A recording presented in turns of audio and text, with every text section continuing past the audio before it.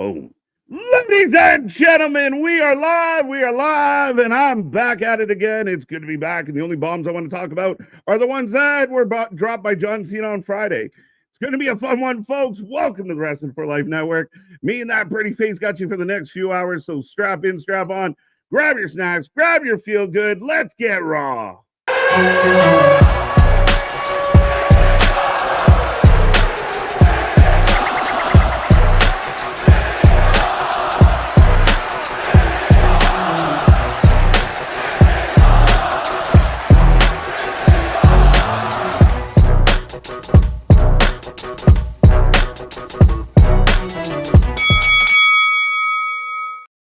Ding, ding, ding. We are live and back at it again, folks. Like I said, we are the Wrestling for Life Network. This is another live stream as we bring you Raw tonight, kicking off another crazy week in wrestling.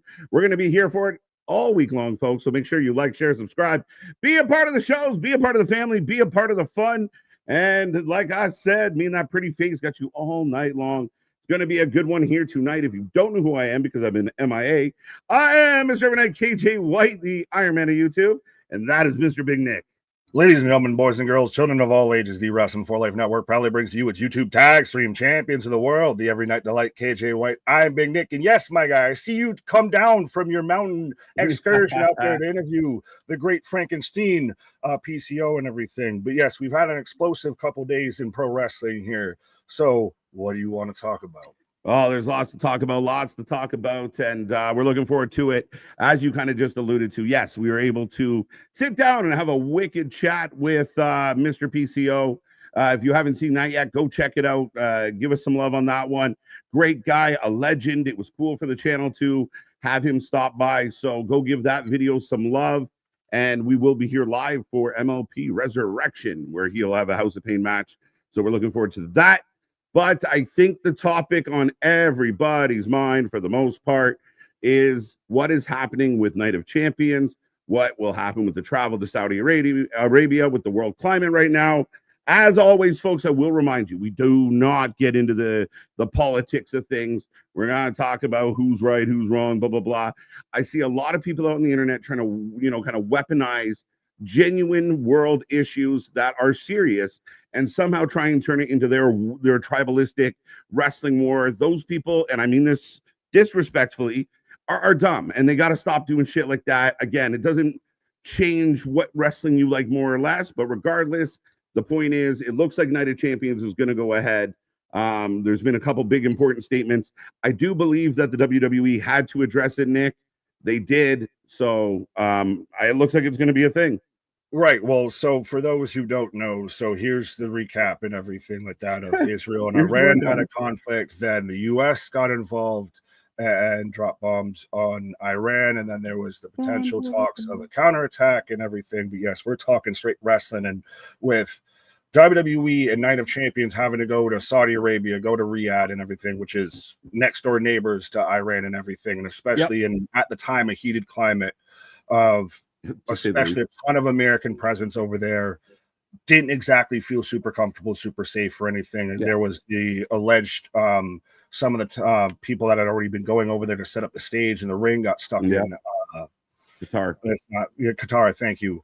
I was going to say Bron, but I was like, nope, that's a different thing. Don't offend people. But and then right before we went live, and I'm not trying to break news to anybody, and again, we're not being political on this.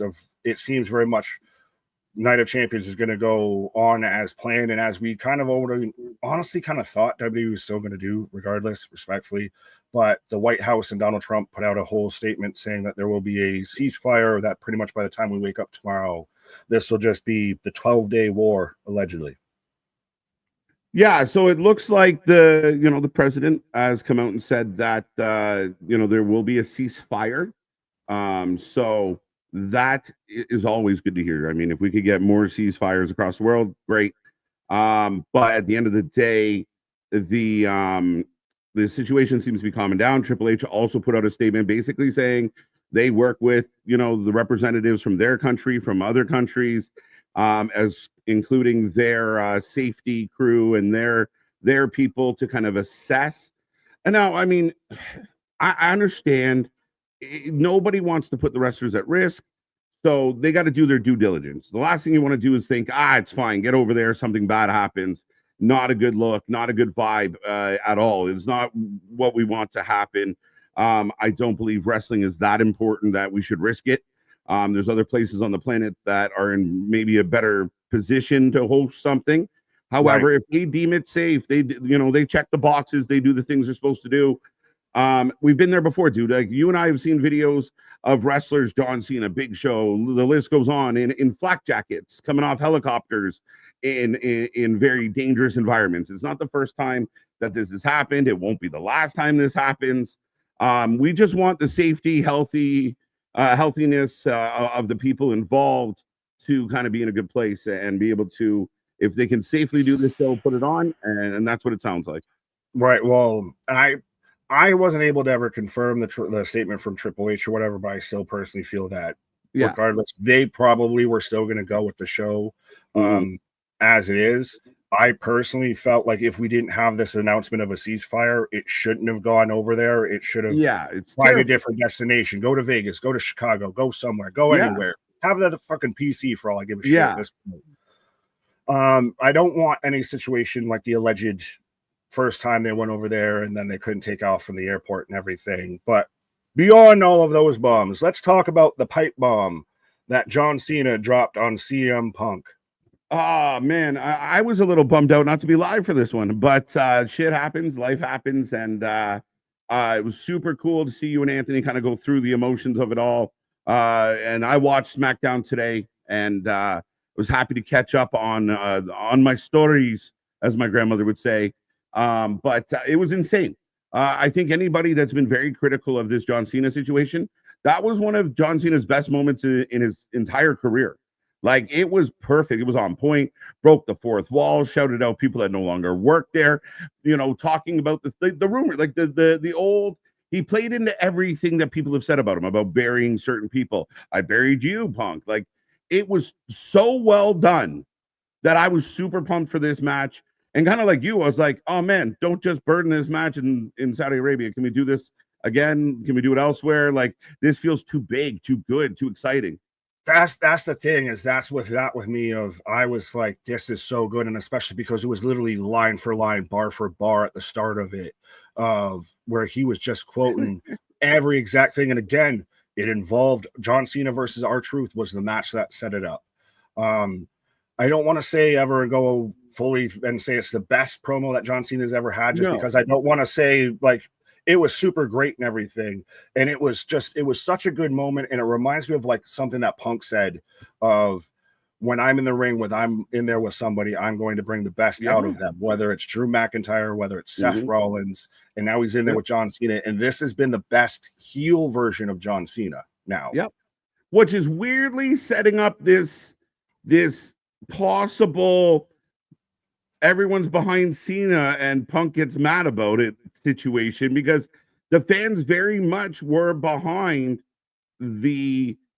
what Cena was saying. Like, they realized in the building what was happening in real time and started chanting Cena more and more as it went on. Like, they were like, I want to see Punk drop no Vaseline and everything. Punk's got to have a response and all of that. And that's why, though, too, I wish we weren't wasting this opportunity for where this match is at and the gravitas that this match carries, of to have it in Saudi. I know if it's in Saudi, John's winning. If this was, even if they move this to fucking Chicago, then 100% it's super up in the air. And imagine the reverse of that, of now this is John who's cut the pipe bomb, of now it's John who leaves as champion through the people and what have you. Sorry, MDB. But no, you're right. I mean, it was strong. It felt good. I thought SmackDown as a show felt real strong. I thought almost everything they did for me in the show had purpose. It went a lot of places. I love Naomi right now. Naomi's killing it. I love the little scooter. I love her attitude. I love her getting in Naya's face. I know some people, I don't know. I'm kind of like, we need to do something with Tiffy.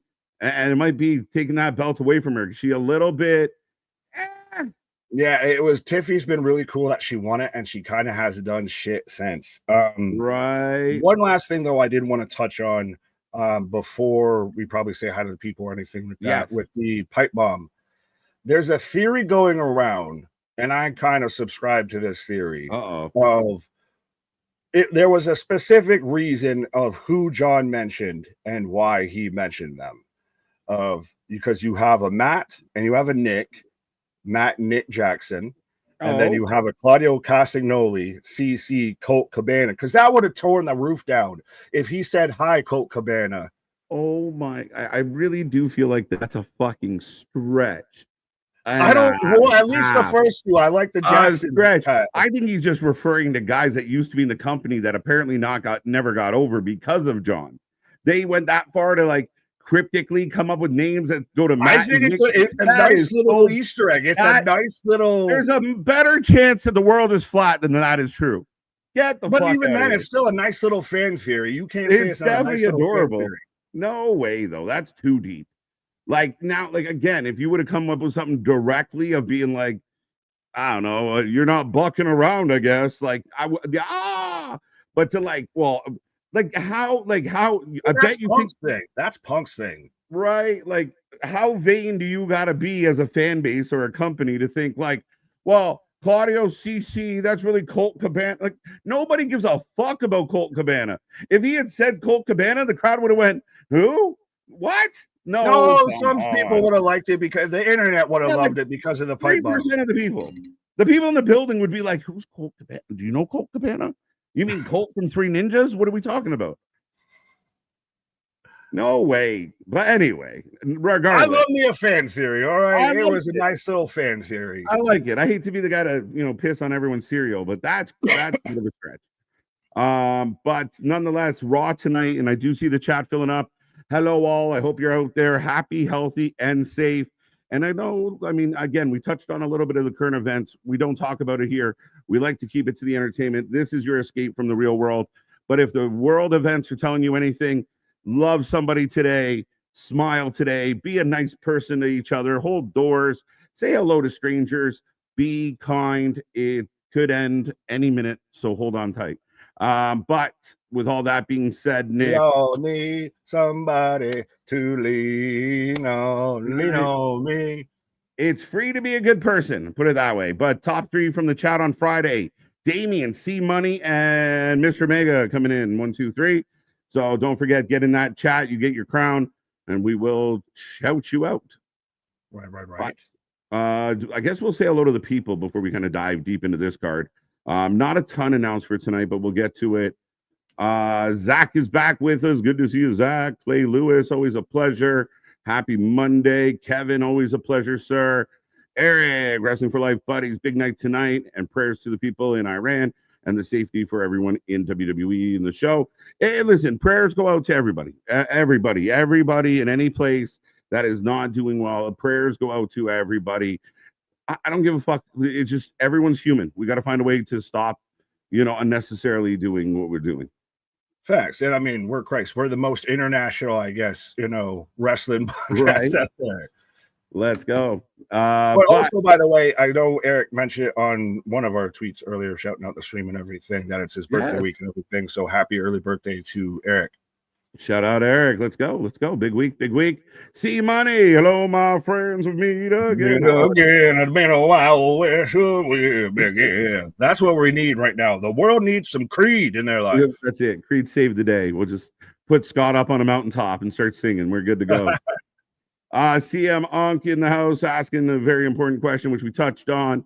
Kevin, Joey, Damien leading that crown. Loves chit-chatting with us. Leader of the Hopium tribe, Joe Shipley, welcome. Clay, we got you. Ken, let's go. Word Up Odds, Dynamite on the 17th in London. I don't know how they're airing it yet. So, Ken, we will most likely, what we've done with the WWE is we'll go live when they go live. But if it's not available, it will all depend. If they tape it in the afternoon and air it at their normal time on TNT or TBS, we'll be here for that. is this when I have to correct the Canadian that he's talking about Canada? He says London, Ontario. How about a on location stream that night? Wow, I didn't see the Ontario. I know they're going to be in London, but yes, that's about 45 minutes from where I am. So London calling to the far away. But we go live every time we can. If we can be there, we will be there. Raw is War, says AD and AZ. Welcome back, sir. Andy, good to see you. Braden, welcome back. Paul, Larry, Jordan, Ronnie, Cherokee George, Saudi government still planning to host WWE Night of Champions as of Monday. Yeah, and again, right now, if the word of the ceasefire is true and everybody can keep a level head and talk some shit out, the show will go on. Yeah. Jerome, welcome back. Ronnie, good to see you. KG is back. Get your knee pads. Line up, folks. Let's go. Get those knee pads on. It's good to see you, MDP, the leader of the knee pad patrol. Yeah, it's good to be back. Good to be back. What up, Paul, Larry, Cherokee again, early arriving. Yeah, we heard about that. So there was a no-fly in Qatar and surrounding countries. Pretty much all of the United Emirates were kind of quiet. So I think that will change. And we got to remember, a lot of times they're implying commercial flying opposed to things like chartered. Like they'll get approval for a chartered flight and shit. Well, it got very, I guess, close to looking like it should have moved, and it is not going to happen. But it seemed like they were closing down their entire airspace, and it became we realized where it was, and it's. We're not geopolitics. We're not CNN. We're not the Wrestling for Life News. We're Wrestling for Life Network. Right. But yeah, I mean, it is what it is. Kyle, what's up? What's up? How you doing? MDBs, getting some love from Ken. Good to see you. Good to see you. Chat shouting each other out. I love it. Paul, welcome back. My pot pie is bacon and it's Monday Night Raw. Can't ask for much more. Nothing wrong with a good pot pie and some wrestling. Fair enough. You enjoy your pot pie. Hearing that too, Cherokee George, Dale, OG, welcome back. Wesley, good to see you. What is it, my dude? What is it, my dude? It be doing. WWE Army. How are they going to get Saudi Arabia, KJ? Yeah, to ride in on drones, right? On a lonely, lonesome highway, east Omaha. But yeah, no, I think now it's very much, like I said, we've figured it out. Hopefully everything's quieted down on the Western Front, and I'll put it that way. Yes, absolutely. But good to see you, Army. Good to see you, Boston. Alan, as always, it's a pleasure. Jake's back. Good to see you. Good to see Richard. Always a pleasure. Chris, World War III. No, optimism. But yes, definitely the wrestlers doing real good stuff, cooking and bombing each other all over the place. Well, that's the thing, is I need to see CM Punk's response, which we may not see until Friday night. That's true. Unless he randomly shows up tonight. But yeah, I might wait till Friday. I do think Punk, especially with the old rule, right? Like Punk's got to have his moment before the night, right? Well, and it's the best way to kind of end it. It's the best way he gets, his callback to it and everything. He gets his answer when he's probably going to lose. He's definitely going to lose. Yeah. What are they doing with SmackDown? Are they taping SmackDown or? No, it was going to. I don't know if it's exactly taped. I know it's in Riyadh. That's a good question. I'm not fully aware. I know that they've pretty much stacked that as like a pre-show for Night of Champions. Yeah, for sure. Daniel Berry, Sports Highlights. Good to see Joe. We got you. Richard, we got you. Dennis back with us. Always a pleasure. Sean Reed, what's up, bro? My PSD these last couple of days have been off the chain. So glad things are hopefully coming down. Sorry I missed last show. Pumped for Cody and Uso tonight. Well, I'm sorry I missed last show as well, Sean. So we're in the same boat.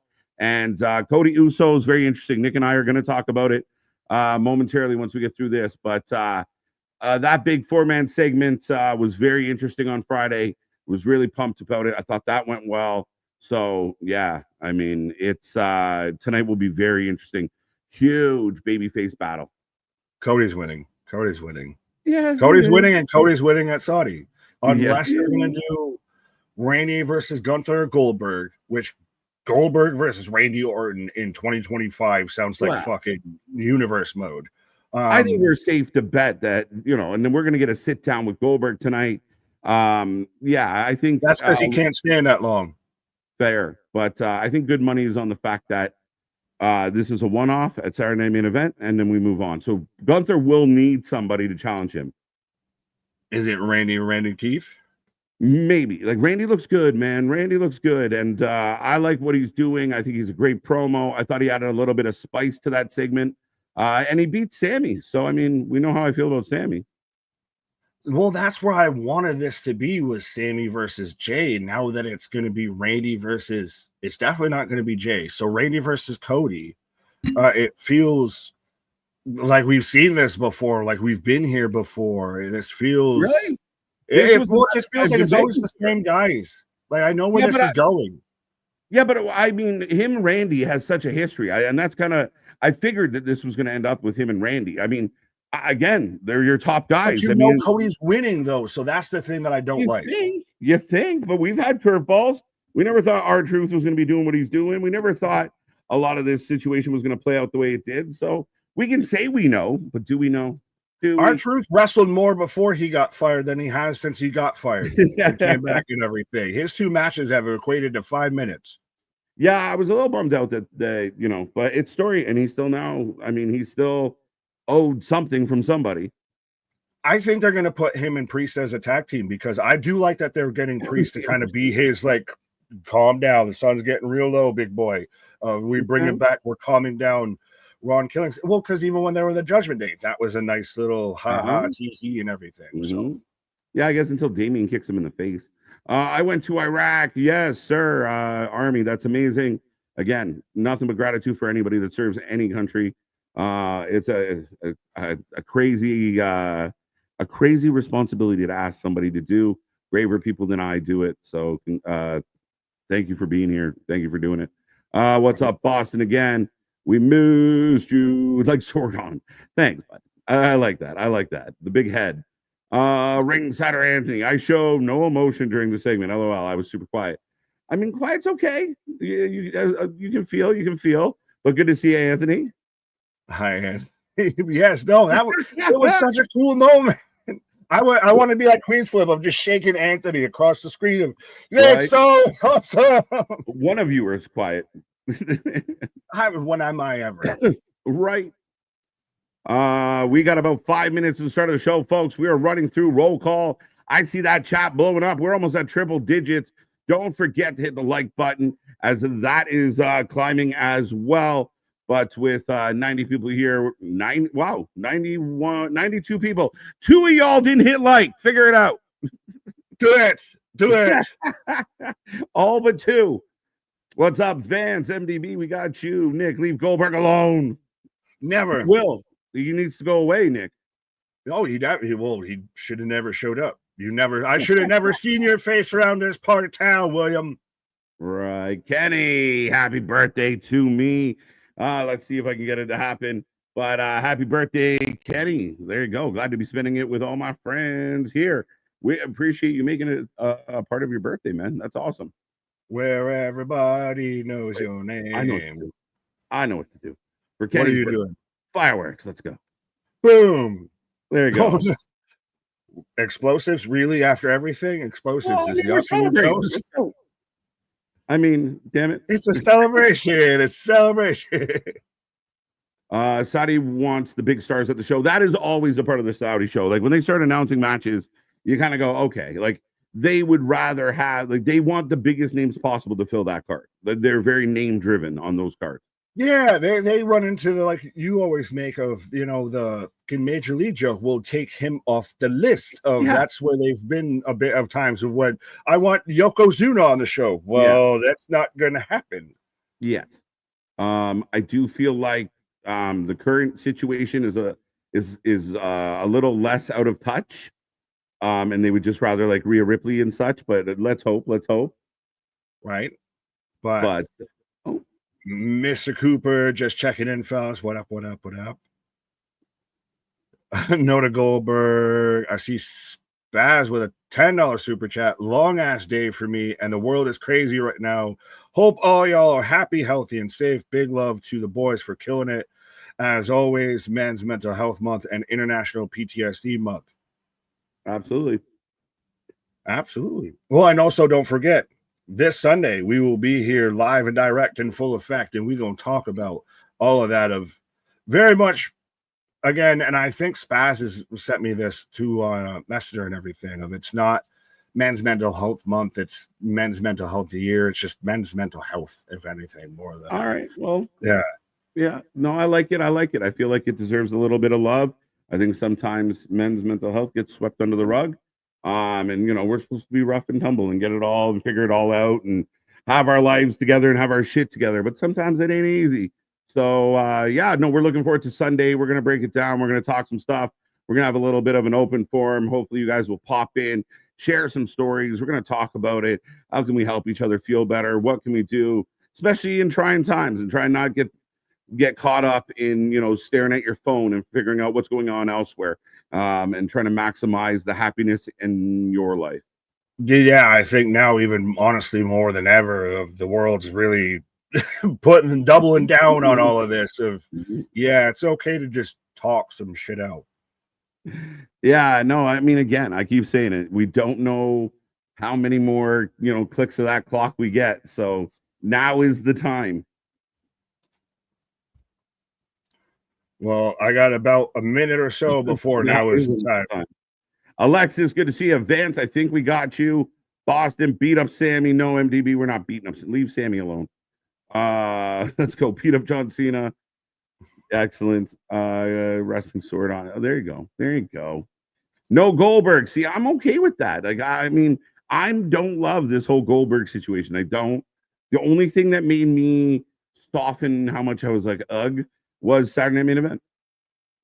But even then, I don't want it, period. I don't want this in my life. No way, no how. That's the thing is I don't care if you did this on a fucking episode of Speed on Twitter and it's got to be under 3 minutes. It still might go over the time it should have gone. Right. Fair enough. I mean, I like I said, it's just his knees are held together by paper mache and hopes and prayers. That clip of him getting out of the ring the other night was rough enough. Like, dude, how are you going to get through this? Him walking backstage and everything. That's why I'm saying that's why it's a sit-down interview, because he can't stand to have a interview in the ring. Right.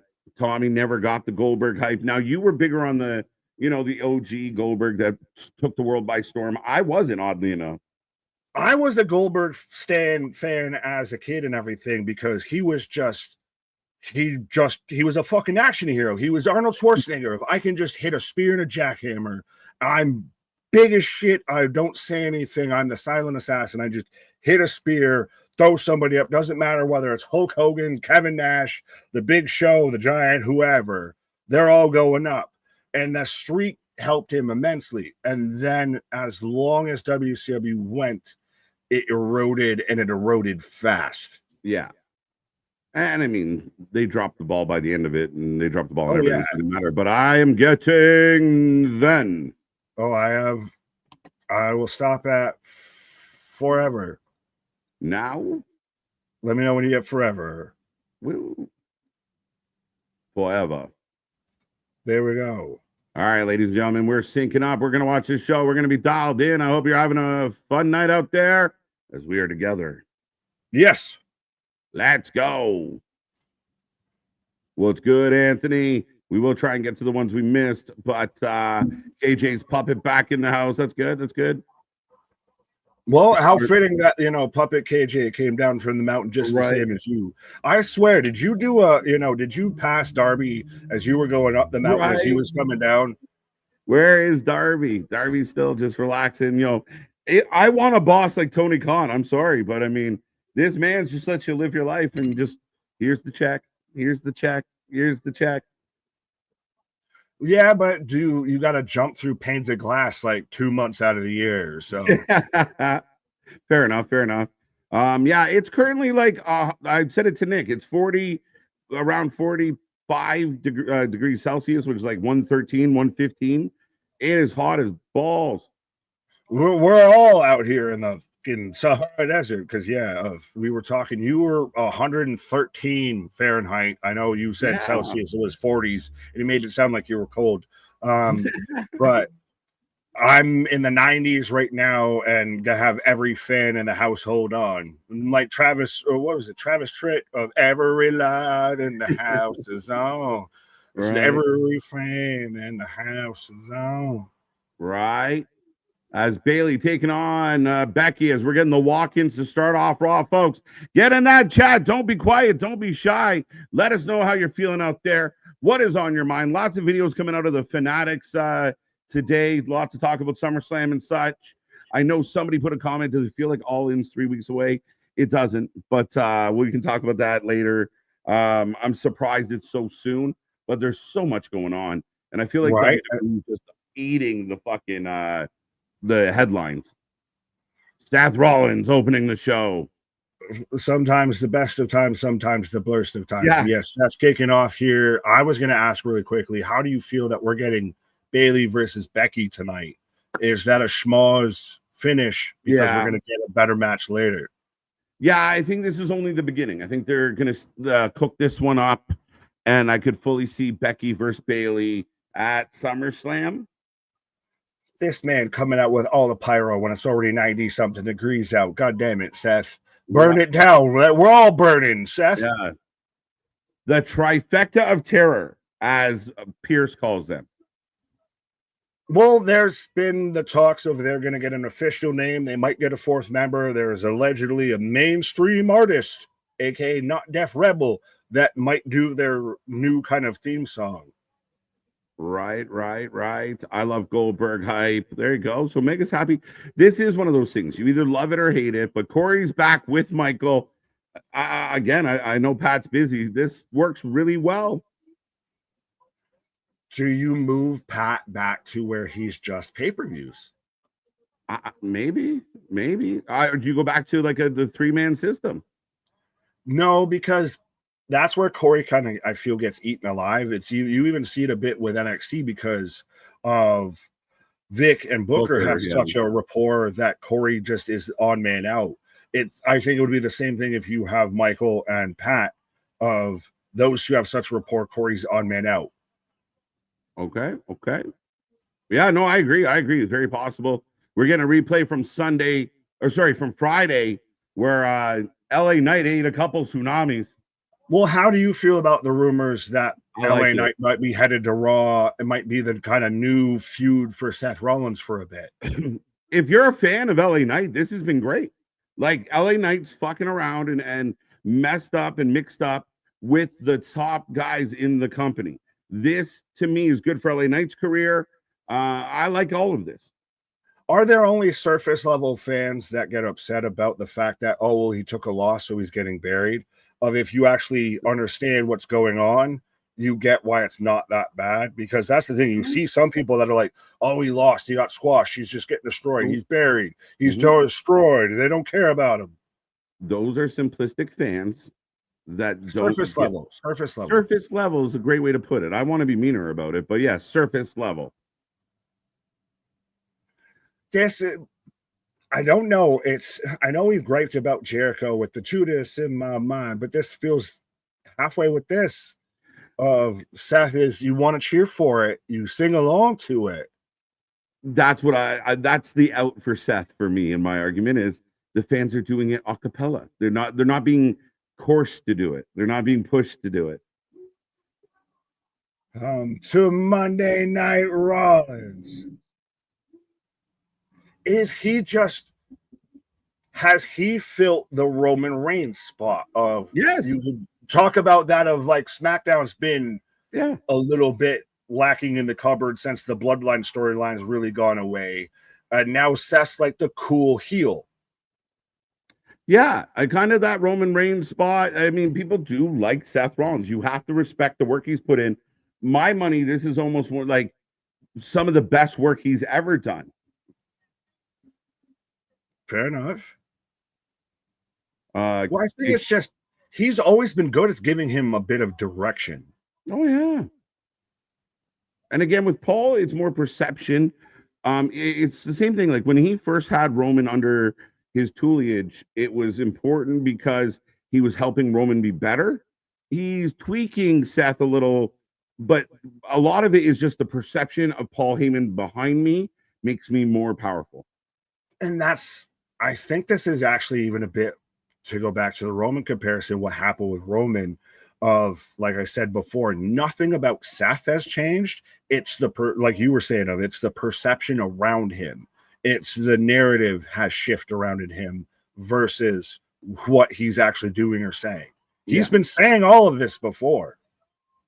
His delivery changed. Like he's not like, we kind of got tired of the over the top, whiny, nasally Rollins, where he was being, we talked about it with everyone loves Elton John, right? Like we had to get away from that. This is a more serious, intense, like you said, same message delivered differently, and then you look around him and it feels a whole lot different. Is this Seffi and the Jets? Dun dun dun dun dun dun. Well, I've seen a lot of people say that it's, instead of J&J security, it's Bron and Bron security. Yeah. Bron and Bron. I mean, the Brons are awesome. Like, even if they weren't in this faction, the Brons together, give them tag belts. What are we waiting for? Well, no, it's a litany of super talented singles guys. This is why it feels to me a la that Evolution vibe of, it feels like, yes, Batista and Randy Orton could tag together, but they could also tear the house down on any sort of singles division in any sort of match at any given time. Yeah, no, absolutely. Oh wait, this just went way back. What? I got the welcome to Monday Night Rollins again. Oh boy, I don't know. But right now, I caught up. We'll see how it goes. Finally, a rumor is true. Army, how many months does John Cena have, and how many more appearances is scheduled?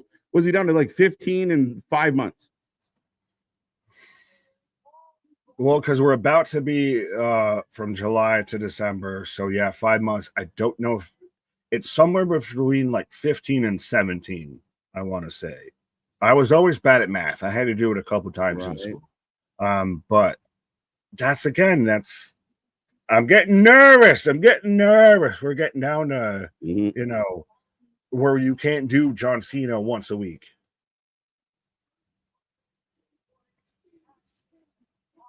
CM Punk is back in this company because this company wanted me to cash in on how much I hate him.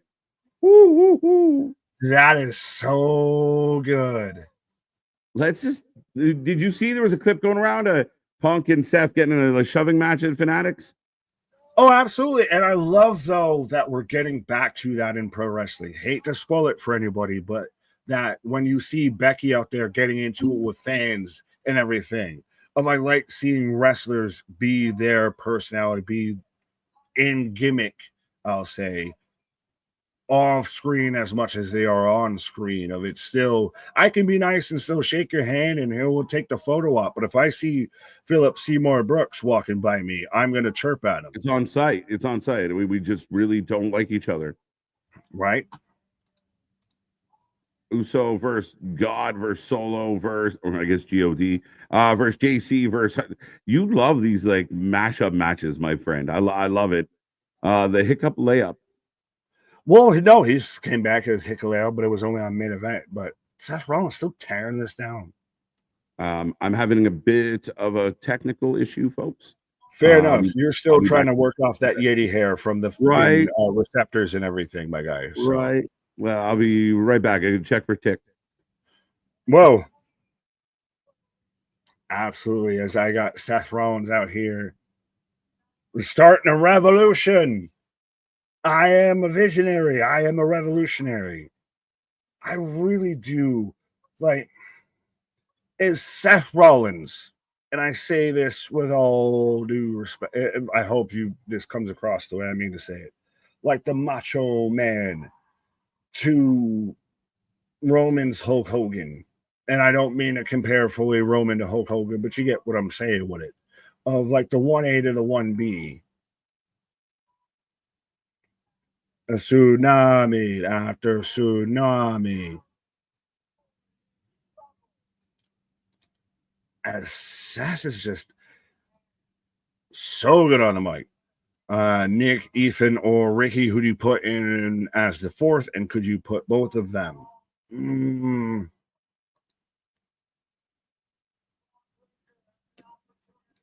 I want to say Ricky just because it would really elevate him. Both of them, I think, would get need a bit of promo time, what have you, and would probably end up being the one that kind of usurps Seth. But that's surprisingly splitting hairs closer than I expected it. I would still maybe just personally say Saints just because he's not as burrowed into NXT as Paige is. But either way could work. But I worry both guys might need too much focal point, too much promo time, may not work well as being like the under guy. Because Seth mentioned Goldberg. Mixed reaction. I would love to see both of them. I could see Ethan Page more in this group. Maybe, but again, it's who, like, you've got to give them a bit of promo time and talk time, who I still think would really work the best out of this. And you're going to have to sacrifice his tag team partner for it. But Austin Theory, he's already a point to where he can kind of just be beaten down and you mush him down and all of that. And he's big little bro type shit. And then he, makes his ascension. As Seth said, the Money in the Bank is the end game. Seth freaking Rollins. I dig the kind of Thanos-y vibe of I am inevitable. Oh, lights out.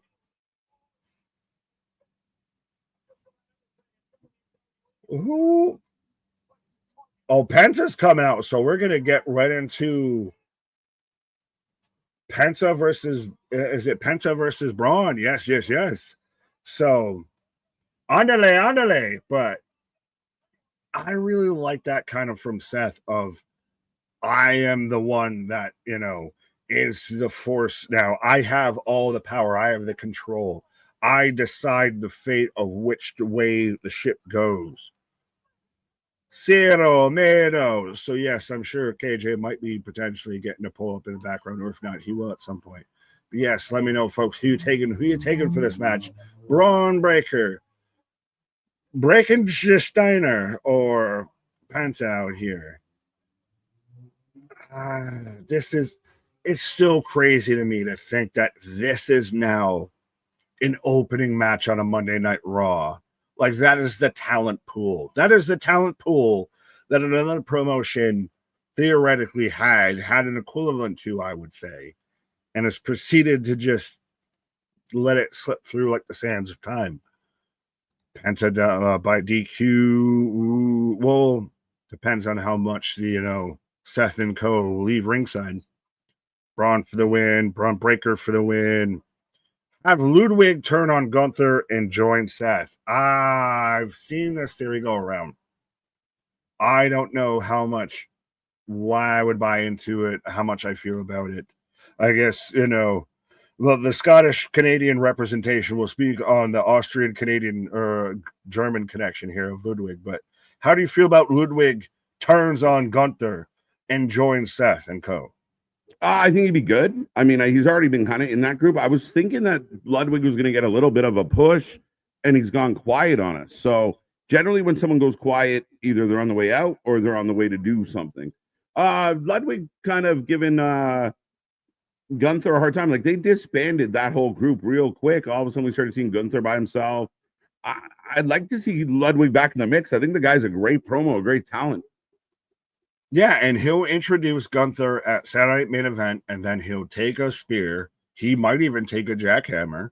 And he'll be the one that falls on the sword, and Gunther will get out, chop, kata hajime.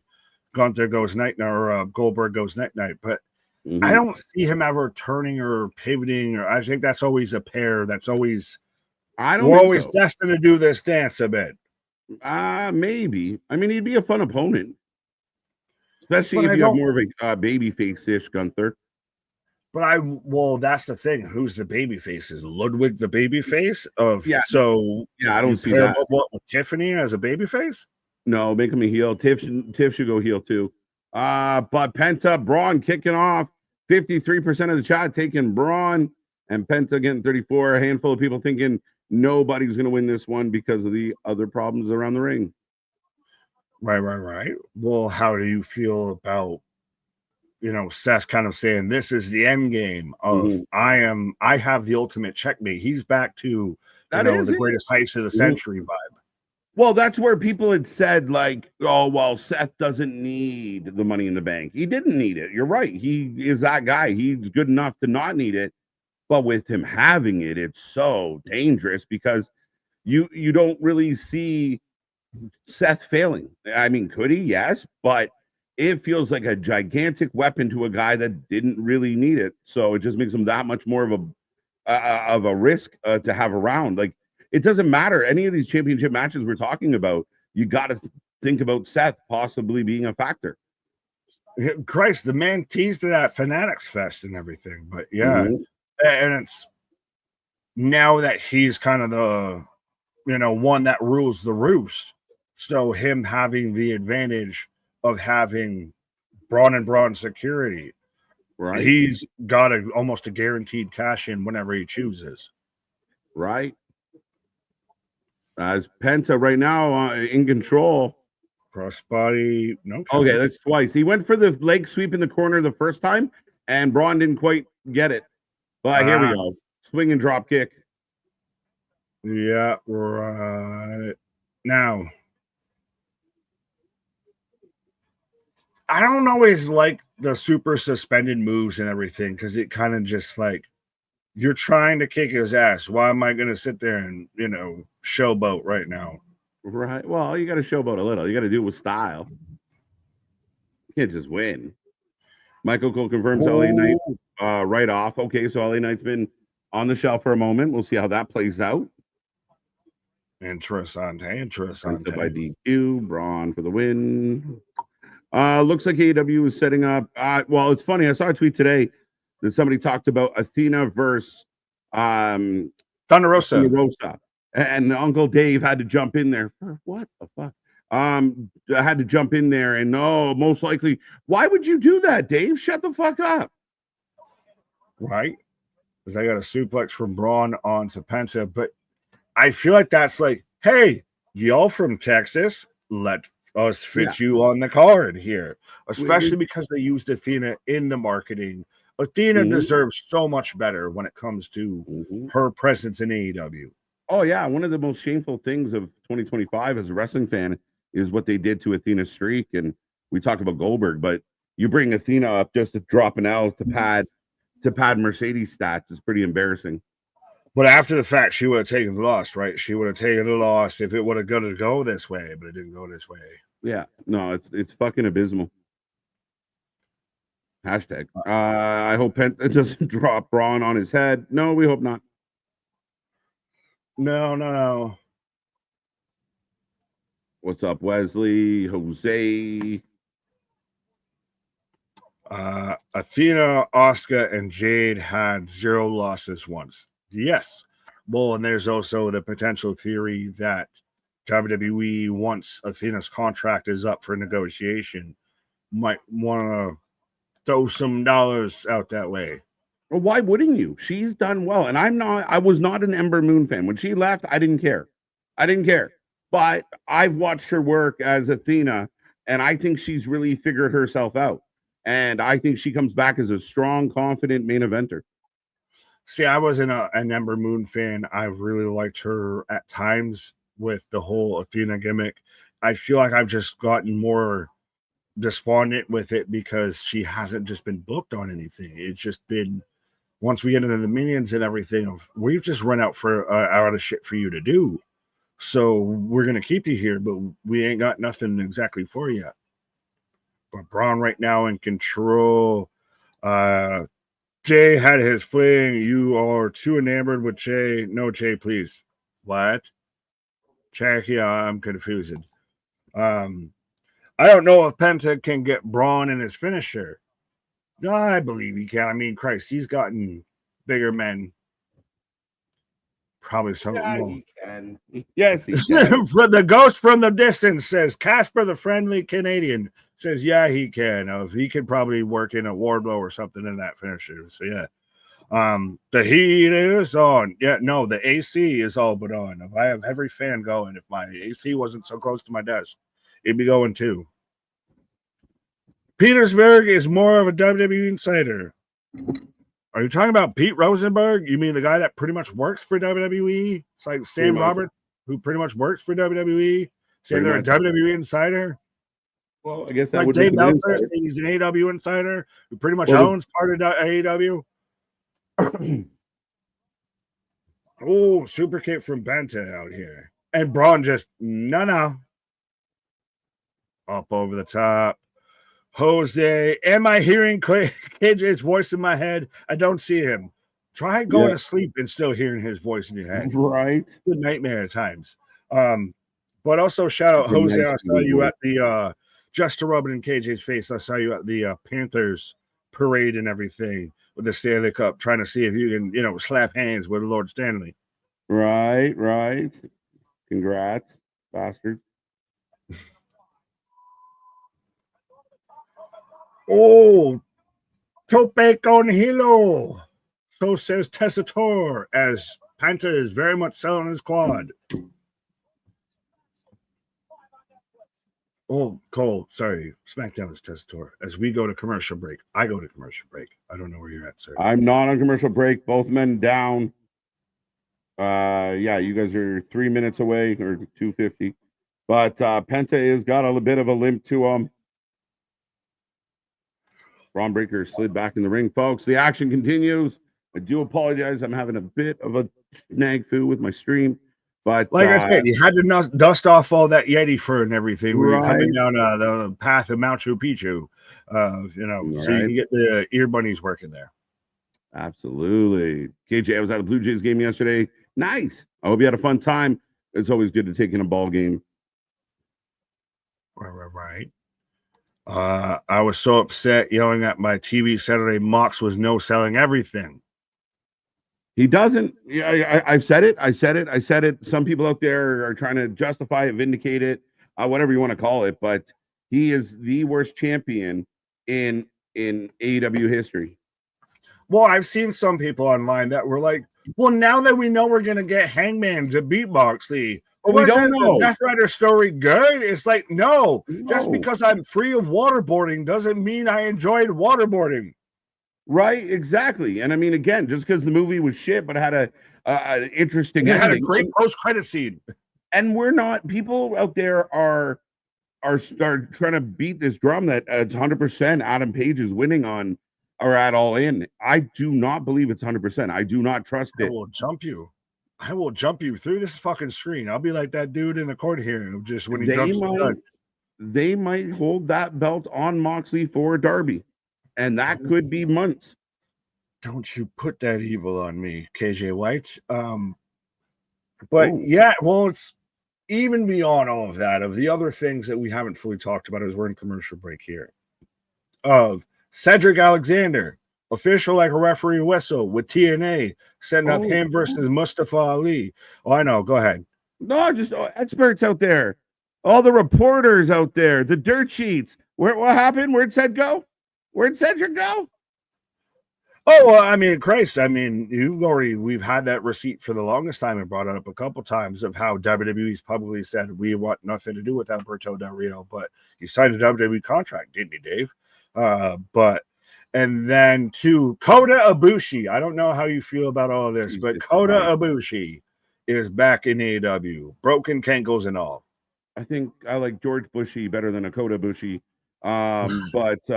Yeah, no, I again, people are getting all pumped. Yay, the Golden Lovers are back together. Okay. Again, you're calling reinforcements for that pie-in contest. I mean, the clip, I saw it all day today. The clip going around of him riding the bike with the pipe, and it was a horribly embarrassing spot. Where the real wrestle, go watch that clip and tell me that's real wrestling. But I do, going back to what we were talking about before, as we're back in action, is I hate that we got this spot on commercial.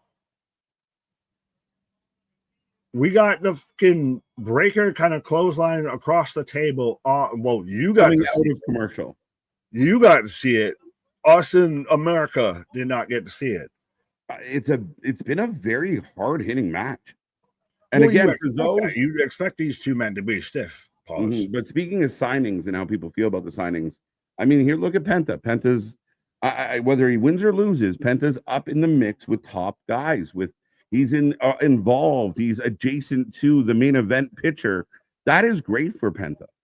But he's buried. He's buried because he lost. He's buried. Again, I know Anthony on the microwave side. I think we've just got, you got to break through the surface level fans to actually get what's really going on in wrestling. Fucking gutbuster from Bron Breakker. Big one and a 2 count. Right.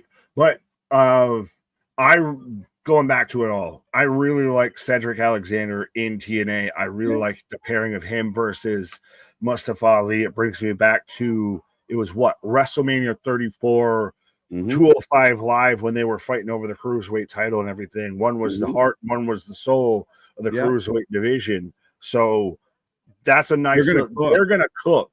They're definitely gonna cook, and I'm perfectly okay with it. I think again, it's another haha to the people, the experts out there that he's gonna be in the hurt business. Man, I happen to think that this TNA relationship with WWE has done nothing but help TNA. And in things like this, they got the Iconics back a couple weeks ago. I think TNA and having that, oh, wait a minute. You guys are using TNA guys on the other show? Interesting. I have a question for you, and I don't know if Sling Blade. Weird one. Yeah, all right. Yeah, well, reverse Sling Blade. Yeah. Blade Sling. It was who is it that plays fucking Sling Blade? Billy Bob. Billy Bob Thornton, yeah. Right-handed. Wow, 2 great spots happening in commercial, keeping the action going. We get a fisherman. Yeah, but no, I didn't hate that. I don't know. That's worse to me than having the good spot that cuts to commercial. I missed the whole spot because of commercial. But that's only I'm sorry. The rest of the world has to get entertained too, buddy. And Tough Titty said the kid. But America is number one. America, yeah. Tough break. America, fuck yeah. You know when I'll be appreciative of it? When we get a VPN sponsor. Right. Super kick. Oh, rolls through. I got the super kick now. You got a hiccup. Braun came down hard. Just big ass knee for nothing. Well, to stop him.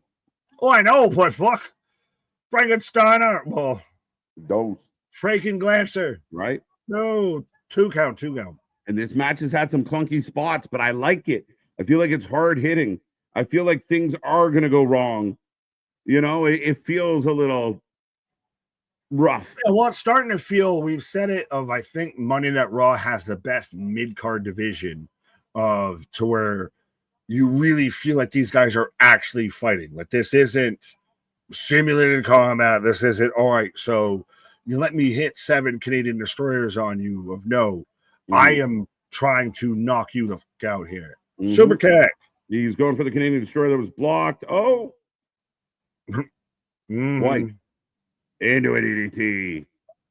I am at the DDT. Canadian destroyer. 2. 2 count. There you go. 2.5. Great match. I may or may not, can't confirm, have propagandized all of my page about how the Battle of the Brands could work as NXT versus mainline WWE. It's available now. I'd love some positive feedback. Go check out Spaz, big supporter of the channel. And again, interesting theory for sure. Right, good. So great match. 2 count. This is a good match. This is what I expected this match to be, of just A fantastic TV match. Gut kick. That's hilarious odds. I like that. Holy shit! Out of midair! And you're a winner.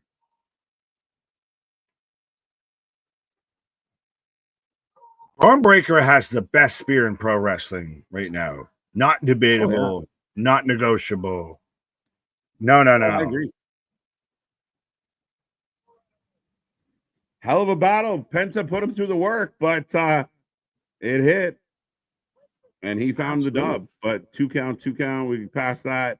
Great match. Love it. The spear reminds me of Sean when Sean caught Shelton. Oh, classic. But see, that's the thing is, it's so weird when you have like Goldberg 2.0 right there, and you see Goldberg 1.5 type shit, and Bron Breakker just does and conveys everything that Goldberg did before to the nth degree. So Goldberg is, again, just feels like an old man who's just trying to get a little bit of glimpse of glory here. Right. Seth pulling off the boys, walking over to Penta.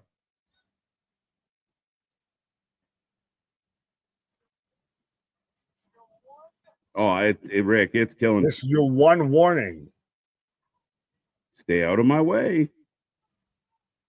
That's interesting. But hell of a match. I like the connective tissue on Monday Night Raw. Mm. I like that one story can tie into the next, and there is a reason and a allocation as to how they make it. For sure.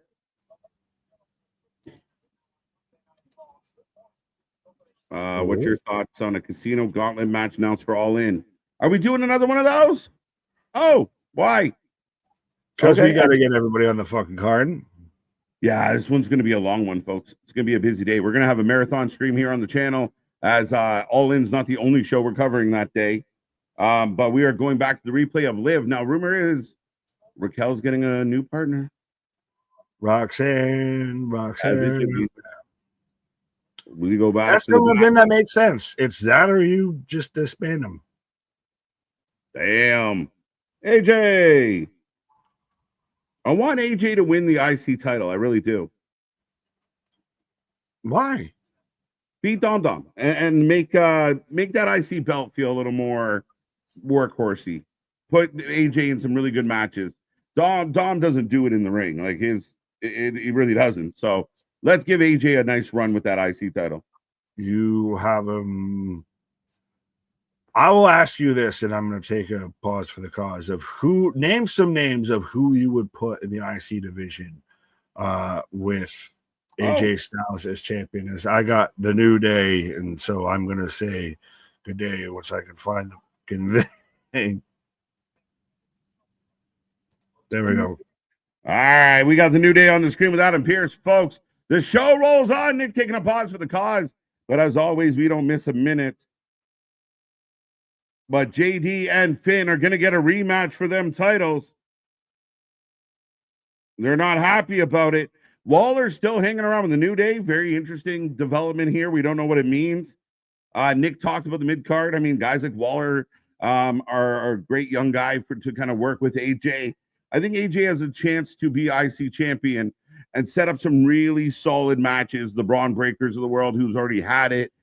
We talked about Ludwig coming in. Ludwig would be a great heel to chase a guy like AJ Styles. I think that mid-card, I give Dom all the credit.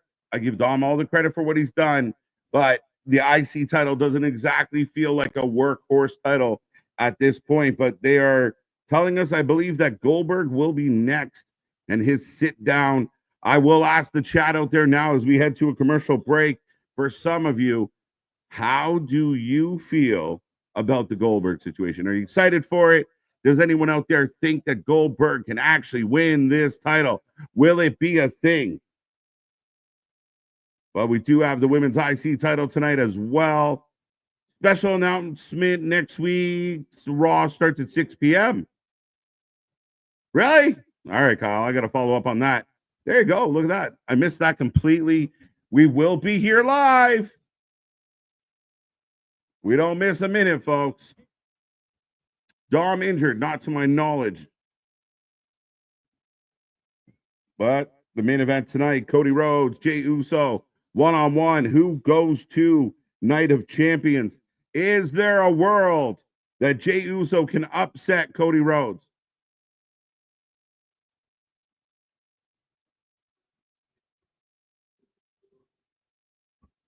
That's crazy. Okay. Any fact checkers out there? Any particular reason given to the 6 p.m. start time? So does Dom versus AJ is off. So Dom is injured and Dom versus AJ might be on the back burner. I don't know what this means. Dom is just, that's what I think's happening. Next week, Raw. Okay, I believe y'all. Why? Carrying, getting a well-deserved push now. He deserves it, Mega, and we've been waiting for it. It's got to mean something. You got to get him in the ring, though. We got to get some Karrion Kross in the ring going for, anything, but give him some wins. You got to get him in there and destroy some people. I don't mean 50-50. Oh, wow, he managed to win. I think he's got to come in and decimate some people. I want the Karrion Kross that choked out Ciampa. I want the Karrion Kross that beat guys like Samoa Joe. I want the Karrion Kross that didn't mess around. I want the Karrion Kross that lit everybody up. That when that music hit, when that entrance came on, when Scarlett walked out, you knew that whoever was in the ring was in trouble. We need that Karrion Kross. Did you see the picture of Dom with Trish? Listen, Tommy, listen, there's a lot of reasons to hate Dom. That might be number one on my list. Roxanne sung as Eddie Murphy. Wish I could do it. Eddie, let's go. Adam Pearce is back. Yes, he is. He was on a 1-week hiatus, and now he is returned. Keywan, good to see ya. He's barely on TV. That's true. It's a work. Yeah, 100%. Yeah, I don't believe it. As we are getting a video package breaking down. So for those who can't see what the Netflix audience is seeing, right now, we're just getting a video hyping up Saturday night main event. Goldberg versus Gunther. The Battle of the G's. I still expect a big push this year for Cross. I do too. I said the second half, AD. So from July on, going into 2026, I expect big for our buddy Karrion. 4 letters, 1 word. As Jay Uso on the screen. Big match for him tonight. Very interesting with Jay and Cody because Jay and Cody, huge baby faces. How does the crowd react to it? How does it go down? I saw some people talking about turns. I don't see it. Either guy, they're so popular. They're so dialed into being baby faces. I don't see a turn happening. I think that Cody beats Jay, and it's a very dejected Jay that's got to figure out what to do next. But I got Michael Cole. I got Gunther. As Goldberg wants revenge.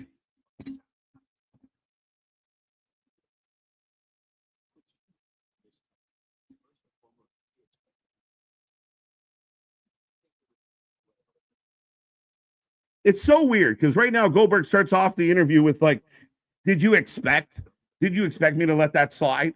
Did you expect me not to get revenge? Yeah, you kind of forgot about it for a while. Nobody was thinking about it, to be honest, Goldberg. No. Yeah, that's smart reporting. I'm sure people within WWE are leaking that report too. Wouldn't you want that, Dale? Don't we want to believe that there's a chance? We don't want to go into this match knowing that it's a slam dunk for Gunther, that this is just a farewell match for Goldberg.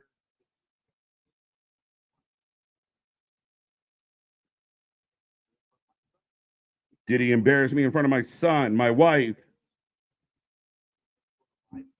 Funny enough, never got embarrassed by the wrestling that he performed.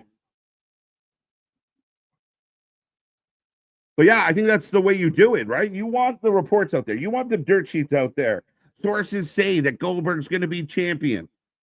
You want us to believe that there's a chance.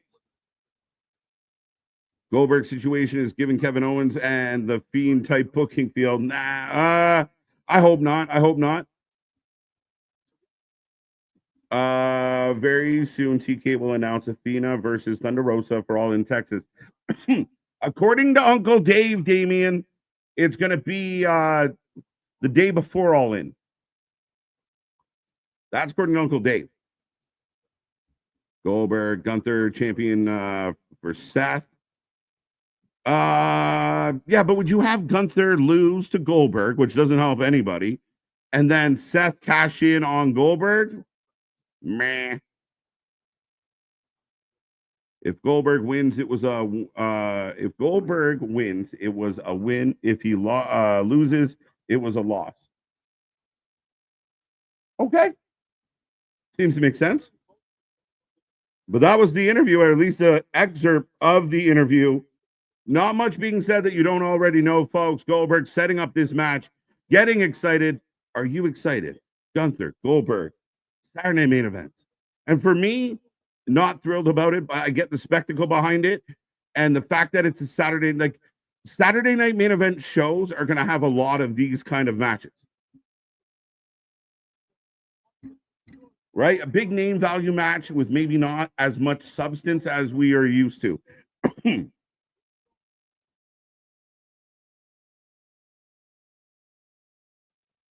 Goldberg. Oh, we'll see. We'll see. Roxanne's in the back. Raquel's got 2 belts. And JD chilling out. Next Monday starts at 6 p.m. for Monday Night Raw. Yes, Dale. And thank you for that. I see a lot of people have said that. Is there a reason behind it? I'm sure my partner in crime might have an answer when he comes back, but I don't know why that would be a thing. Do you see John Cena being champion past SummerSlam? I'm really torn on this one, Kyle. And the reason I'm really torn on this one is if it's Cody Rhodes, no. But then what? So I'm like, this whole thing, I'm taking the belt home with me, can't die at SummerSlam. So does he beat Cody twice? Does John Cena beat Cody? And I'm telling you right now, Triple H or anybody in the WWE creative, if you ever hear my voice, Travis Scott better not be involved in SummerSlam. Don't do it. I don't give a fuck. I don't care how much. Travis Scott's a fan. I don't care. I don't want to see it. Does anyone out there want to see it? I don't want to see it.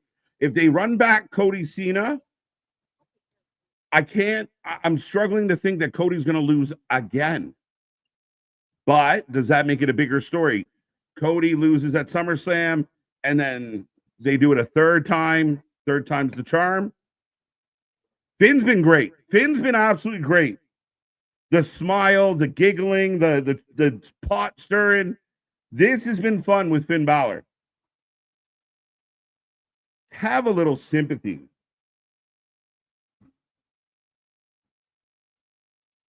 Oh, okay. Jade and Roxanne all set. And this is 100% Jade's match. So I do not see Roxanne winning this one. And I do believe we are looking at our 2025 Queen of the Ring.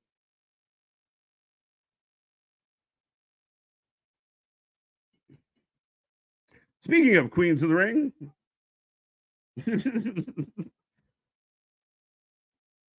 Oh, no, he's not here. All right. I thought that's so funny. Thought Nick was on the way back, but better timing. That's good. Jade is entering the ring, folks. Is Jade the queen?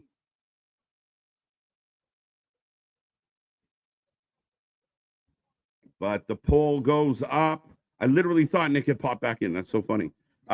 Jade for the win. Jade for the win. Jade for the win. Kiwan, you're right, but I'm not clicking on it. Jade, Dale. What up, Kev? Fire Mark. My guess, early start because of double taping. Oh, that's right. Durr. Oh, wait a minute, though. Oh, so they won't be doing a live show on July 4th. Okay. That makes sense. That makes sense. I buy that. I get that.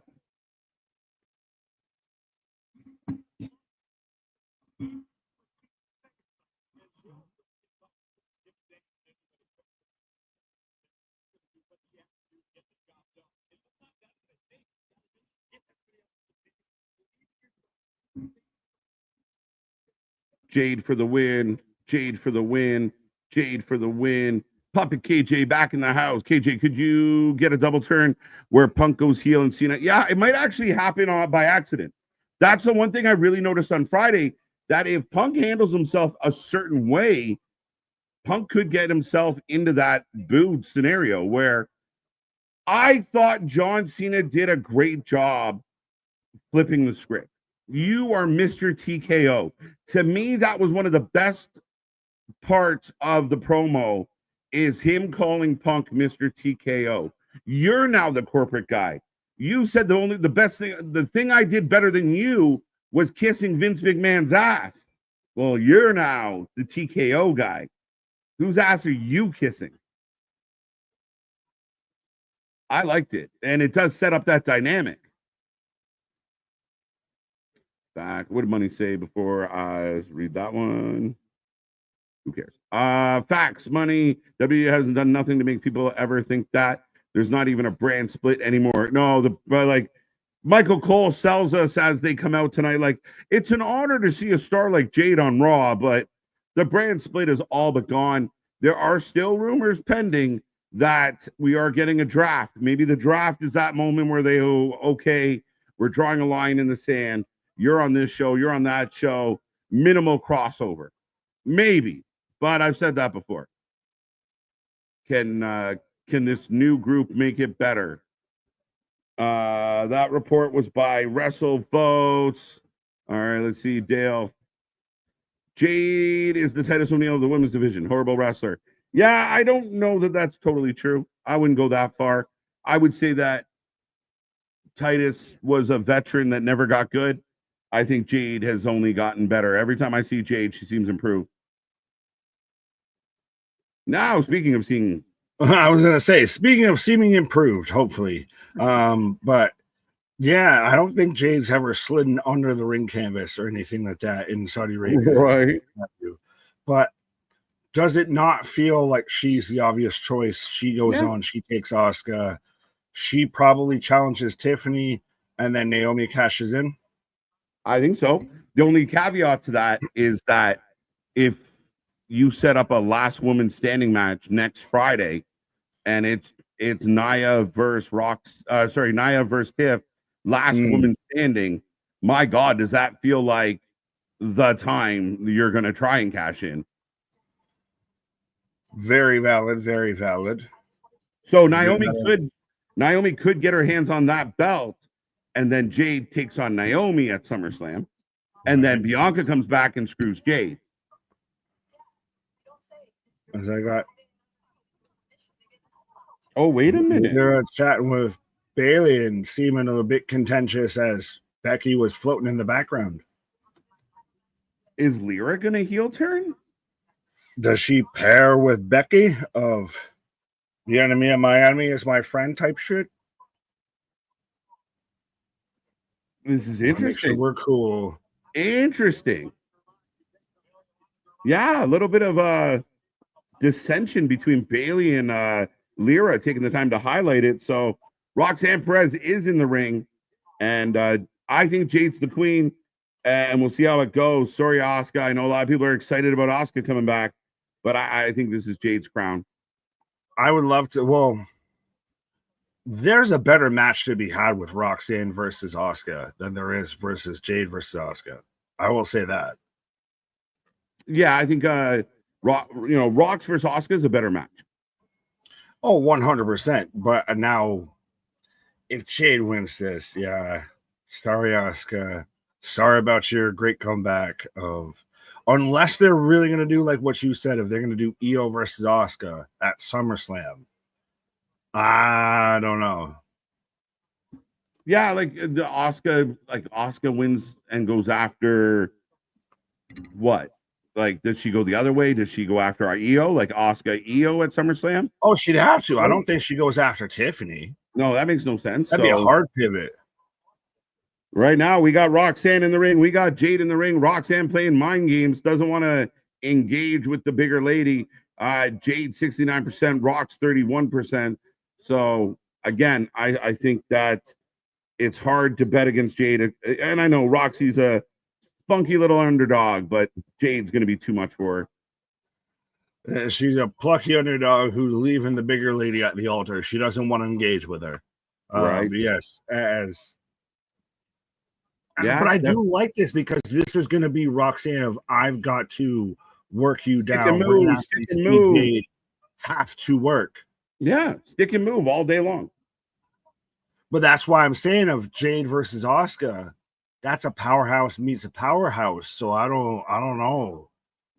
I worry a bit more about that match and how it comes across, how it's executed. I think they're going to be fine. I really do. I think that, like we said before, like Jade is a pro, regardless of her ring work. She's the blueprint of a WWE superstar. And again, I know at once, like we've watched her develop slowly, but every time I see her, she seems stronger. She seems better. She seems less Bambi leg. Hashtag Bambi leg for sure. Yeah, but Roxanne is like head, shoulders. She might be all of 5 foot in stature, but she's head, shoulders, knees, and toes above a lot of people. Oh, Roxy can go, like undeniable. This is a Ring of Honor world champion. This is a lady that's had really good matches, great experience. We see Roxy is so young, but she has a plethora of experience under her belt. Does she, though, go to where she wins the world title? And again, it's again a bit that live, anything you can do, I can do better type of vibe a bit. Yeah. Quite possible. I found it very interesting that Mishin and B-Fab want those women tag titles. Yeah, well, so the division's not dead, Nick. It still had women's tag titles, but I digress. It might be on life support. It's not dead. And based on my interview this weekend, you can revive things. Absolutely. The Frankensteins know how to revive all the things. That might be more intergender than women's tags, but yeah. Hey Nick, Roxy got spunk as Jay's just hitting push-ups just because. When the fuck have you ever just felt the need to hit push-ups just because? I've done some pre-workouts. I've never felt that way. Right, never. This one's for you, big guy. Hey, Big Nick, have you considered doing Buffalo Bills watch-alongs? I'd be here for that, even though I'm a Raiders fan. Jokes. Christ. You make it happen, folks. You want to see me melt down for 3 hours and all that? But yeah. No, well, we've done the Super Bowls. We were teasing a bit towards, especially if the Leafs made it towards at least the semifinals.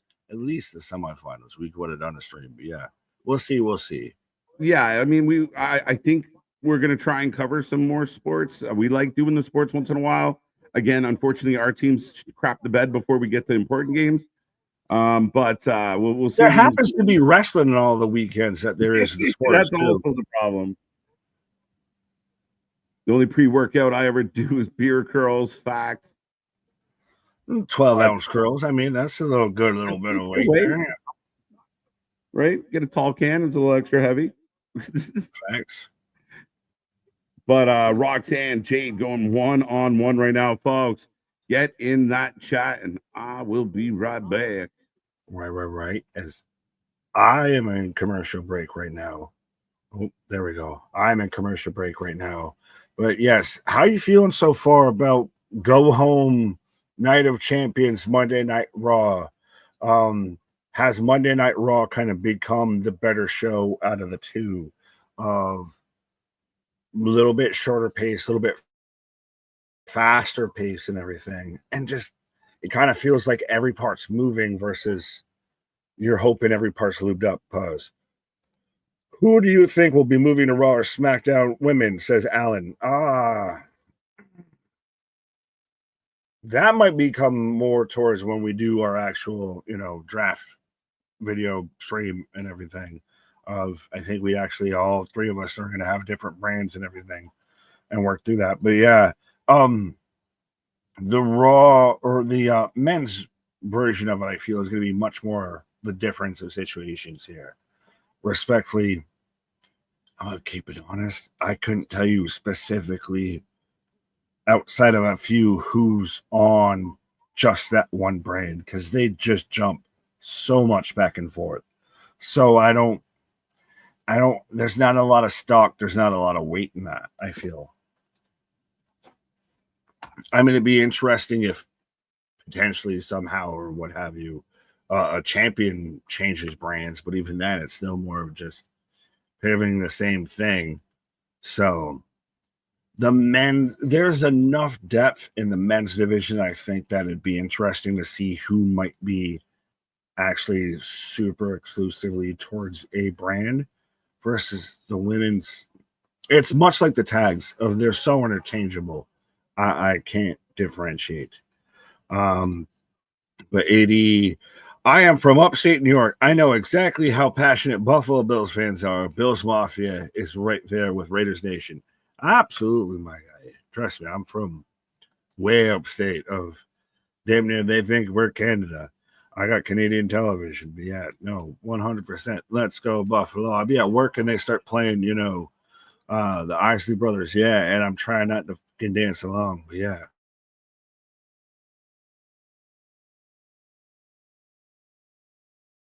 Now, Jade, Roxanne, rolls out. It's ridiculous. I pray for premium Netflix and still get ads. I wish I could help you. I wish I could help you. That's the thing is I still just got the base package, so I can't be mad at it. But if you're paying premiums and you still get ads, Springboard Moonsault from Roxanne. 1, 2. Yeah, I'd be a wee bit upset. Anthony, more women need on Raw. Well, just more women booked, or I guess better women storylines.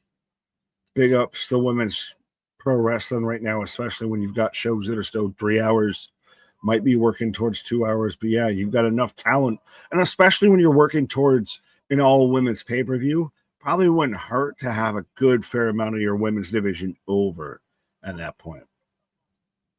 I'm ready for a heel night. Yeah. I don't think we're going to get that. I think that we're going to get him babyface versus heel Seth Rollins. I think he just moves more towards Monday Night Raw, and there's a little less traffic. There's a little less LA traffic, I'll put it that way, of him on Monday Night Raw, and he gets involved with Seth. And so you instantly are moving him up to, if not the top of the card, very, very close. As Roxanne with the Gata Hajime, the rear naked choke, back into the corner. Jade breaks out. They're still talking about Grande Gable Americano. Well, if you've seen it from Kevin Owens out there at Fanatics Fest, Jade just caught Roxanne midair, fall away slam.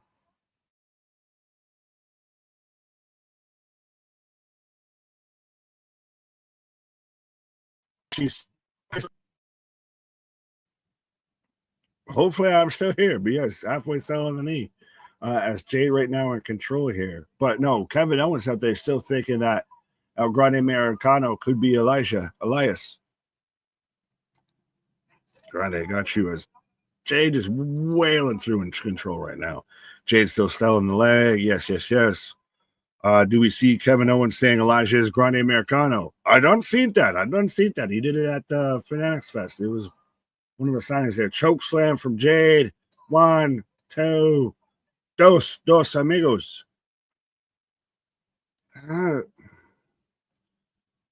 I'm not upset or bothered that this is a competitive back and forth match. I just wish that there was a reason why Roxanne kicked out there outside of just she was supposed to.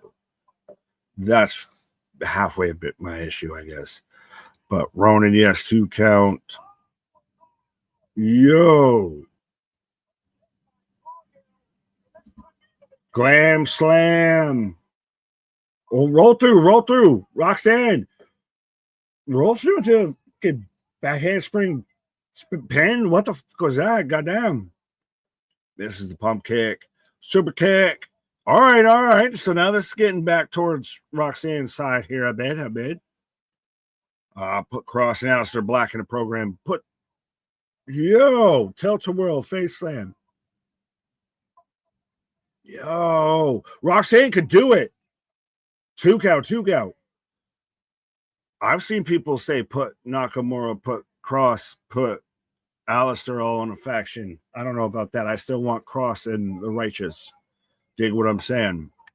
Put them in a faction together. But Roxanne right now has very much turned the tables and turned the tides. In control right now.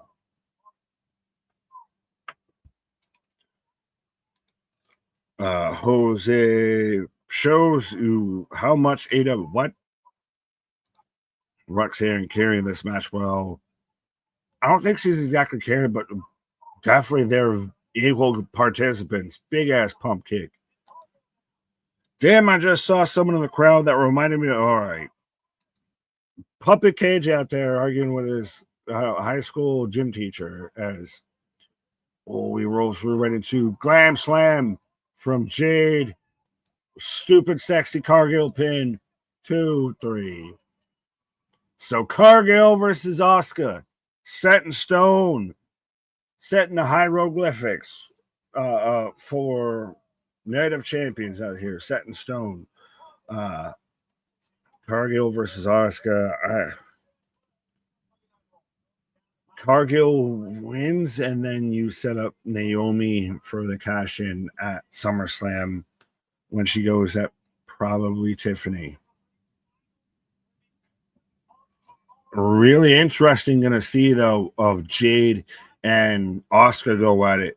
A really good match, I will admit, from Roxanne and Jade. I don't know if it's halfway, if we want to keep using always the thing of, Roxanne is going to have a great match with anybody. But, yeah, that was a lot better than I expected it to be.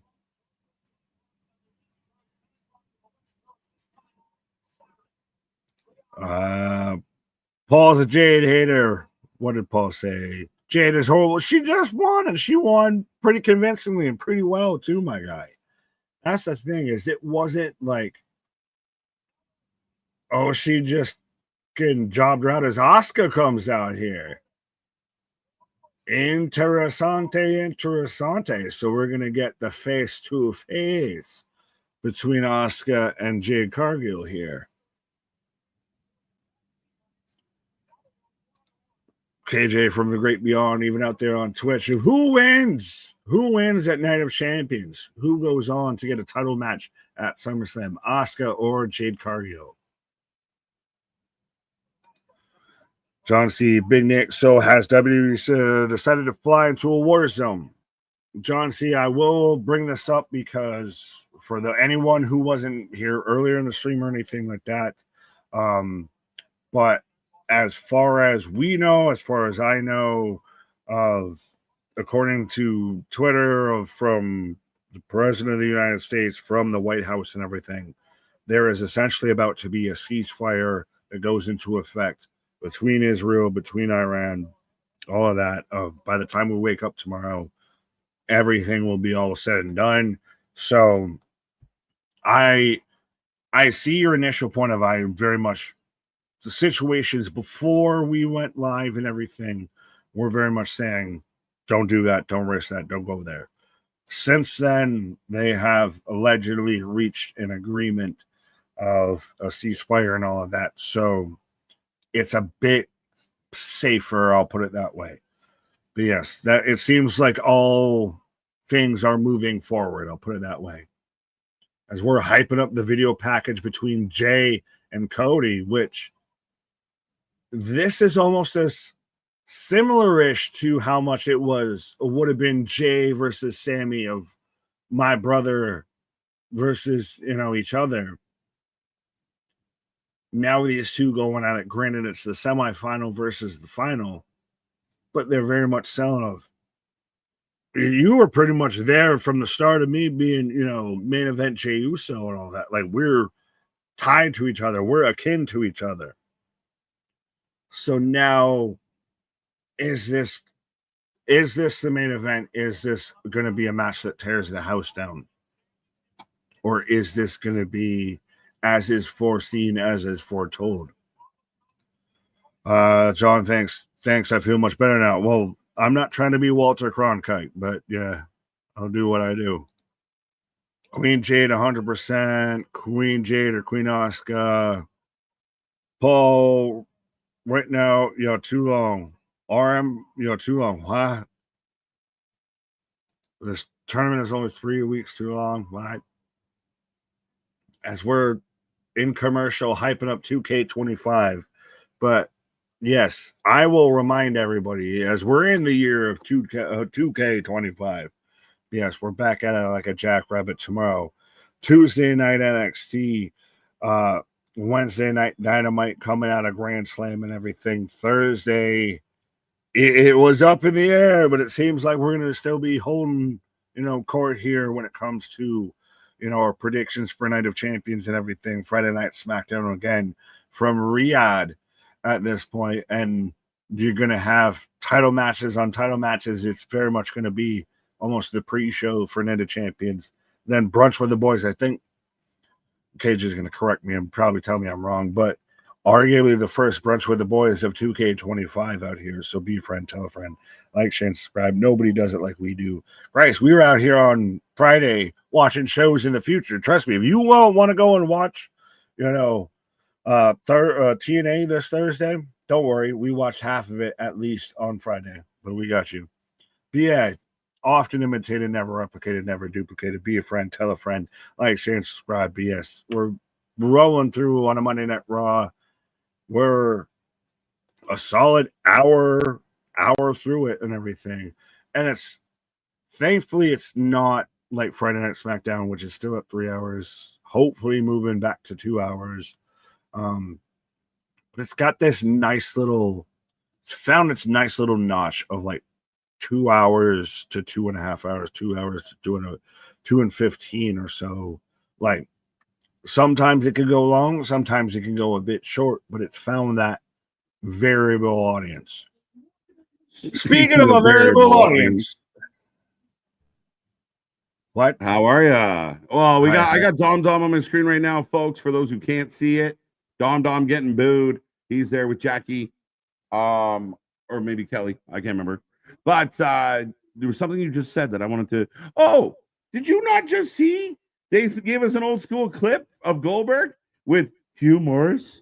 Are you? No, I did not see that. I've seen commercials. Do you think that's funny? Do you think this is humorous? No, that's 100% where you started to get the beginning of the Goldberg streak when he's out there with Hugh Morris. Hugh Morris, man, that was crazy. Jade is an 83% vote from the chat to beat Asuka. So a heavy favorite for Jade, as we think. How do you feel? How do I feel? I feel great. I thought Roxanne's match. Who wins, Jade or Asuka? God damn it! Oh my God, Jackie. But no, the Roxanne Jade match was solid. It was a solid match. Jade looked. She does the pump kick, and I think she doesn't look great when she does the pump kick. I just doesn't go well. I don't know why. I've seen her do like 20 of them. I've yet to see her like this one tonight. Didn't look great. But ultimately, Jade got a win. They set it up. They have Asuka come out at the end. I think it works. And this is what Jade needs. Like, Jade needs to be thrown into the deep end and get some W's and get some reps. And that's the only way she's going to get better at this. Again, is she the Becky Lynch of this? No. Is she the Charlotte Flair? Not yet. That's what they want her to be. And she's got all the attributes of an outstanding wrestler. She just needs time. More time. So Jade Cargill to you is pumps and a bump. Pumps and a bump. But I think that if she were to Manning. fanatics, but yeah, if she wins it at a SummerSlam, I think that's when you get a cash in right then. And it makes too much sense of, you're who I'm supposed to hate. I'm supposed to screw you over. Yeah. Yeah. Tom Brady, I Show Speed, Gronkowski. Wow, way to bobble that one. Gronkowski. Oh, we go to Sheamus with Maxine, Natty, and Little Tozawa. Why does Sheamus look like he's about to fucking host a tour on how to make a shillelagh or something like that? Right. Come guess me this riddle. What beats piping fiddle? What's next season on Pinky Binders? Yeah. On Pinky Binders, the pinky and the brain. Yeah. Rusev.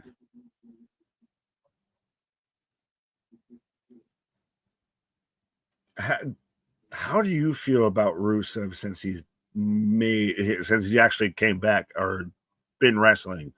And is he just floating in the abyss? Not a little bit. He's part of kind of that middle section of this show. Hasn't really gotten anything meaty yet. I think Sheamus might be that first thing. Sheamus hasn't done much in a while. Rusev's been good though. Like in the showings that they've given him, he's been solid.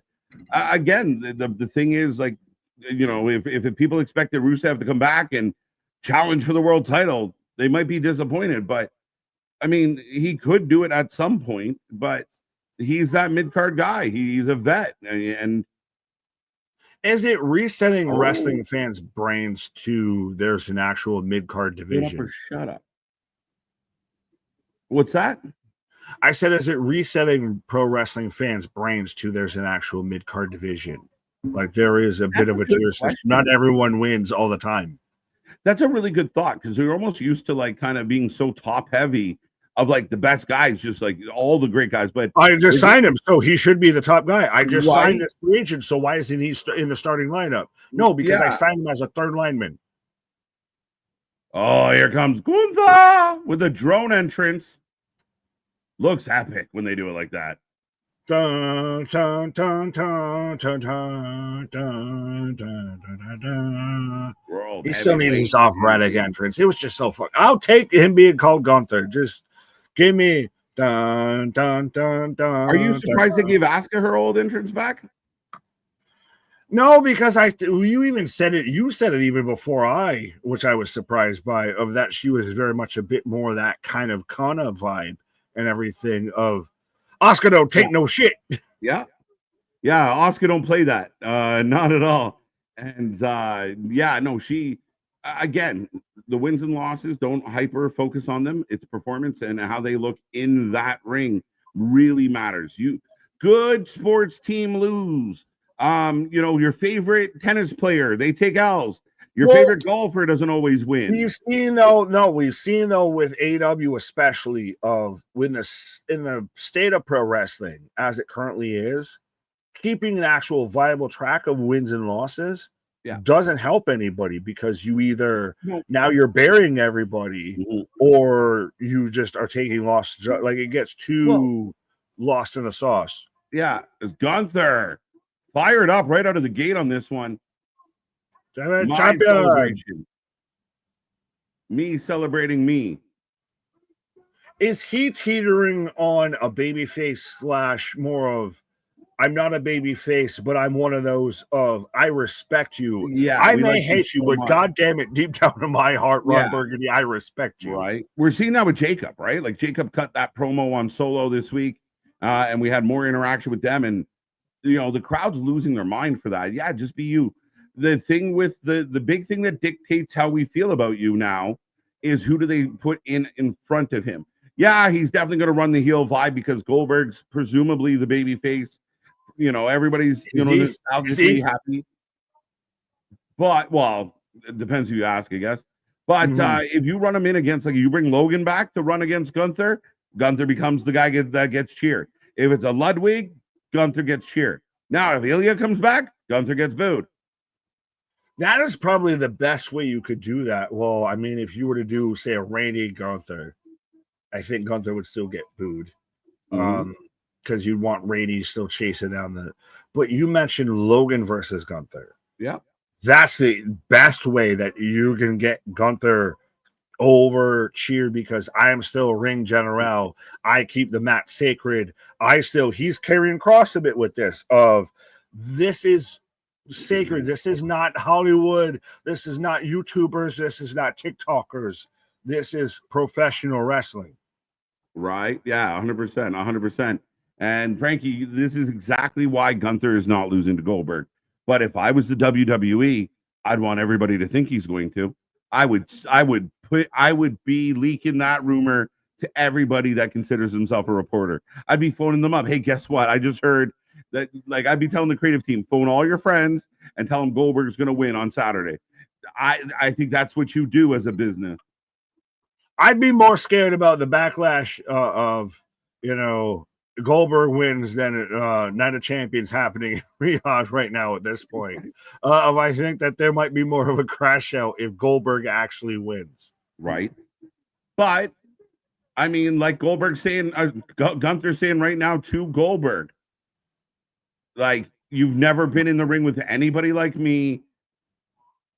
Wow, like I'm going to destroy it. Like, the short, sweet, to the point, solid promo. This is where he's to me, he's become a babyface. So he's crossed not a true babyface. He's crossed that line of like a little bit. You stand for this. I am cheering for you because you're a fucking badass. A little bit, except the general audience is booing him because the general audience is pumped about Goldberg.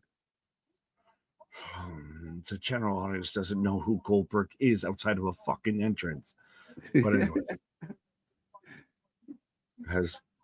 We got Jackie wearing sunglasses backstage, not even just indoors, but backstage too, where it's extra dark.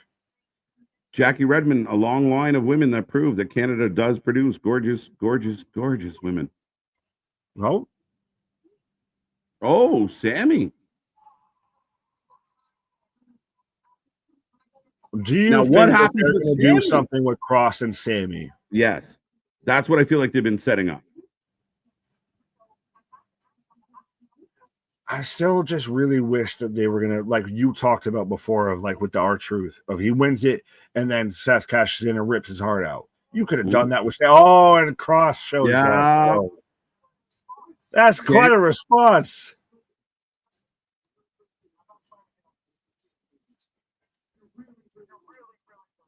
Sammy's a good guy to set Cross up on because Sammy gets big reaction. Cross working Sammy only helps Cross. That is, where's MDB? We're going to the Biblics of Sammy's a good guy to set Cross up on.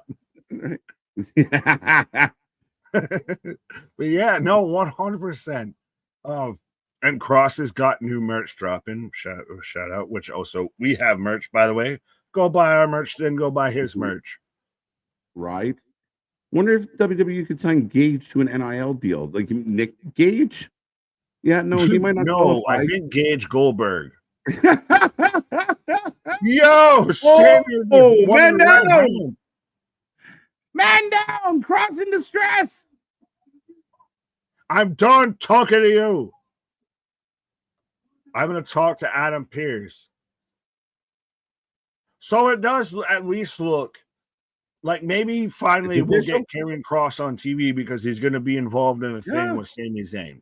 And when he beats Sammy, that's the beginning of what I believe is a Cross run. Well, and Cross is just laughing of, see, I goaded you essentially into what I wanted you to do. It's a lose-lose for Sammy, right? Because you lose your temper and whop him in the face. Well, I got you shook. Ain't no such thing as halfway crooks. But no, I really like, I know I've wanted this, that, and the third for Cross and everything, but I do still very much like that he's kind of the narcissistic puppet master and everything of, go ahead, hit me in the face because that's exactly what I wanted you to do. Release the fucking anger. know, start to embrace the dark side. He's a goddamn emperor. Mind games for sure. Solid promo segment, short and sweet. That's what I loved about it. Didn't go on forever. Didn't give us a fucking history lesson. It literally got into the fact of, this is who I am. This is why I'm going to beat you. Good luck. Later. Right. Well, yeah, up next. Yeah, Bayley versus Becky for the Women's Intercontinental Championship. Yep, the poll is up, folks. Get your votes in. Who you taking? Who you taking? Who you taking? Big Nick question: WWE finally done with Death Rebel? I mean, this has been rumored and hinted at all the time, Nick. We don't know. I don't know. One can hope, one can pray. You can always, go to your local monastery and just pray that they finally just move away from it. Because I mean, Metro Boomin's offered up his services for free. Seth Rollins and that co is allegedly working with a mainstream artist. I know there's been a couple other people that have been like, I will do it. Just please let me do it. Like, I would like to do it. So we need to move away from this. I'm sick and fucking tired of trying to enjoy like a Royal Rumble. And every time I hear an entrance, I have to look for the Titantron or wait until they walk through the curtain to know who the fuck I'm supposed to be reacting for it. Jeez. As I got Bailey walking around the ring. Yeah, I could see a world where they kind of have Rebel under contract and they do some of the, like Los Garza needs a new entrance. Fine. Death Rebel has made me miss CFO $. Right. But at the end of the day, if they can start branching out, license some music again, get some original tracks that they can, I don't know, pay for and keep, it would be a lot better. I mean, like you said, there was a time where the minute someone's music hit, you could have been blindfolded and wearing, oh, here comes so-and-so. And nowadays it's a little tougher. There's channels that do of name the wrestler's theme song in like 3 seconds. If you tried to do that right now with just modern teams, you'd just be blind shooting. It's tough. AD and AZ, absolutely. I think it's a one-off. It's a gimmick match. It's a hype match. It's in Atlanta. It will sell tickets. There are people out there that will buy tickets for the nostalgia of Goldberg. Again, it's a nice setup. Will they? Will they what? Yeah, they will. Just because we're not still that much of around Beyonce, around all that. No, that's your counterbook tactic. Of everyone wants to say counterbooking. That's your counterbook tactic. Is Bill Goldberg? Goldberg's a big fucking deal, especially in fucking Atlanta. Again, you and I might not be the biggest of fans, but I can't deny what I'm watching. The merch is going to sell. The merch is going to move. Again, Goldberg is big to a lot of people, and him returning for one last match, or what we presume is going to be one last match, is huge. Better match out of the weekend, preemptively, Moxley versus Hangman or Gunther versus Goldberg? It's going to be very interesting. Which match are you going to enjoy more?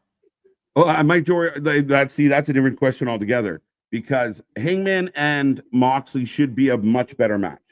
It's a marquee match on your version of WrestleMania. That's your main event for the world title. It should be amazing. The problem is Jon Moxley hasn't had a single good match as champion. Not one good match. So my concern is it won't be a good match. Gunther Goldberg, the way I think they're going to set it up, might actually be more entertaining, but it shouldn't be the way. It will be incumbent on Moxley and Hangman to deliver, and we'll see. Well, and I'm halfway hoping that won't be a hard hill to climb over here, but I like this though. Goldberg is like member berries. You member? I member. You member. Well, speaking of members, you should be a member, folks. 100%. We got that whole option up there. You can be a friend, tell a friend. You get access to all the members only streams. Because I don't want to say this, but I might go and pause with my member. Pause. I'll be back here for a minute. Okay. Well, Nick's going to take a pause for the cause. Alicia Taylor in the ring. We are setting up the IC title. Get your votes in, folks. Right now, 65% Becky. Bailey going 34%.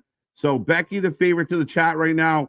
However, it's close. It's not a slam dunk. I personally, and I didn't give the option. I should have given the option. But I don't know that we get a conclusion to this match. A proper conclusion. Yeah, right. Just like butter, just smooth as butter. How the hell did we get Abyss in WWE game before we ever got Abyss on TV?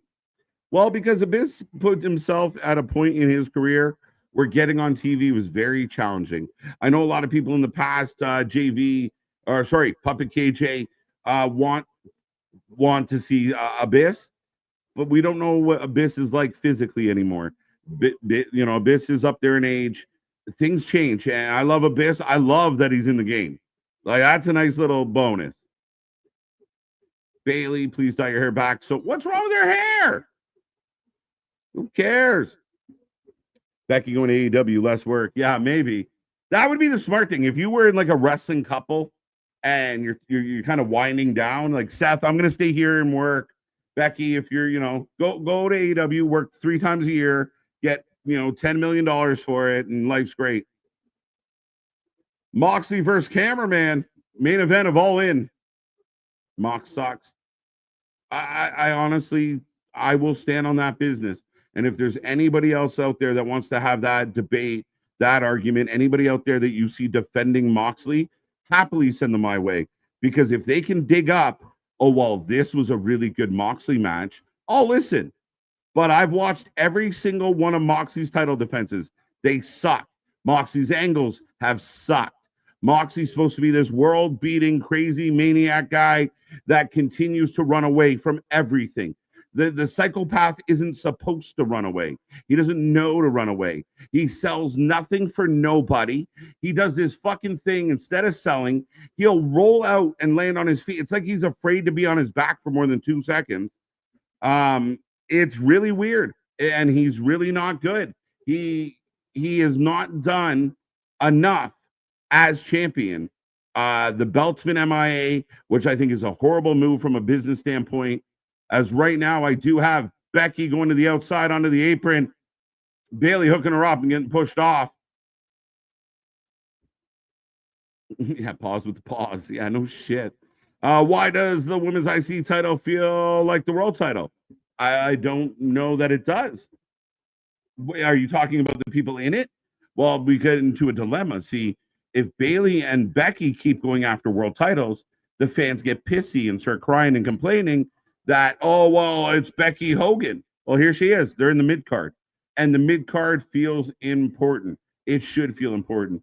Again, workhorse title. Let's put women in the ring that are going to deliver matches, good matches. I'm not taking anything away from Io. Io's your world champion, though we haven't seen her in a couple weeks. 3-way coming for SummerSlam, possibly. Triple threat for Evolution. That's more likely. But yes, he does. Yes, he does, Tony. Yes, he does. And that's why they put him in the game, but that's why we don't have him on the screen. Mr. Noob, how are you, buddy? Abyss is in WWE game. Yes, he is. Or will be. Mox versus Hangman will be bloody. Is the only thing that will have. Yeah, like it will be bloody. A table will explode for no reason. Moxie will land on some spikes because when you can't really wrestle, you use stunts to cover it up. And that's what Moxie has done for months. He bleeds. He falls on sharp shit. He does stupid, dumb shit that means nothing because he knows the simplistic viewer will love it. Oh my God, he's bleeding. This is amazing. Doesn't do any moves really well. Doesn't sell shit. He sucked. John Moxley sucked. And this should be Hangman Adam Page versus Will Ospreay, or Swerve Strickland versus Will Ospreay, or anybody but Moxley versus anybody but Moxley. Wrestling Corp presents Moxley's bad for business. I like that, AD, and I might have to hijack it. That's a good one. Bailey looks like a woke feminist. I don't know why. Paul. Again, it's purple. She's fine. Leave her alone. Abyss did so much character work in TNA. I bet he's a great producer, but his matches were garbage fest, so I wouldn't want him agenting. Well, no, there's two ways to look about it. He understood the psychology of everything. His angles are good. Da da da da da. He knows how to get together good matches. Not all of his stuff, and even within the garbage matches or the hardcore matches, there was relevancy to it, and you made it work, and you made it make sense. He gets all that. He gets the psychology of what you're trying to do and how you do it.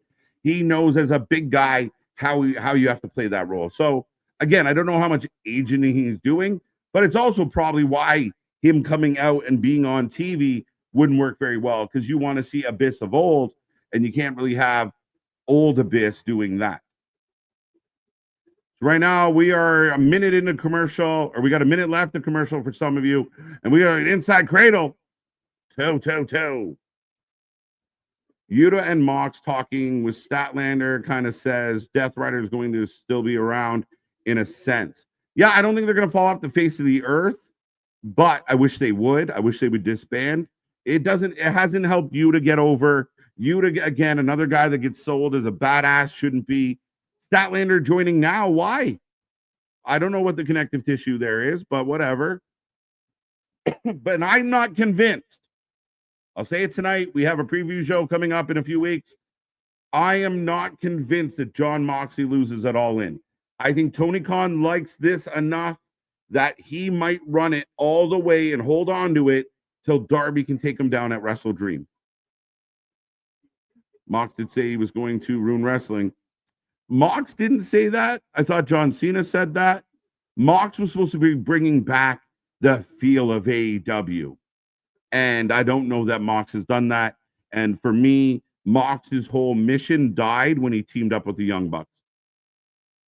Chopsticks in his head. Yeah, another one. Thank you, Tony. Welcome, by the way. But we are back from the action for some of you. 13,000 and nationwide. Home of the Columbus Blue Jackets. Are you interested in Athena versus Thunder Rosa at All In Texas? I don't believe it's going to be on All In Texas, Damien. But I am interested in Thunder versus Athena. I think the two women are pros. I think two women are outstanding. They're two women that deserve to be at All In, fighting for better titles than the Ring of Honor title.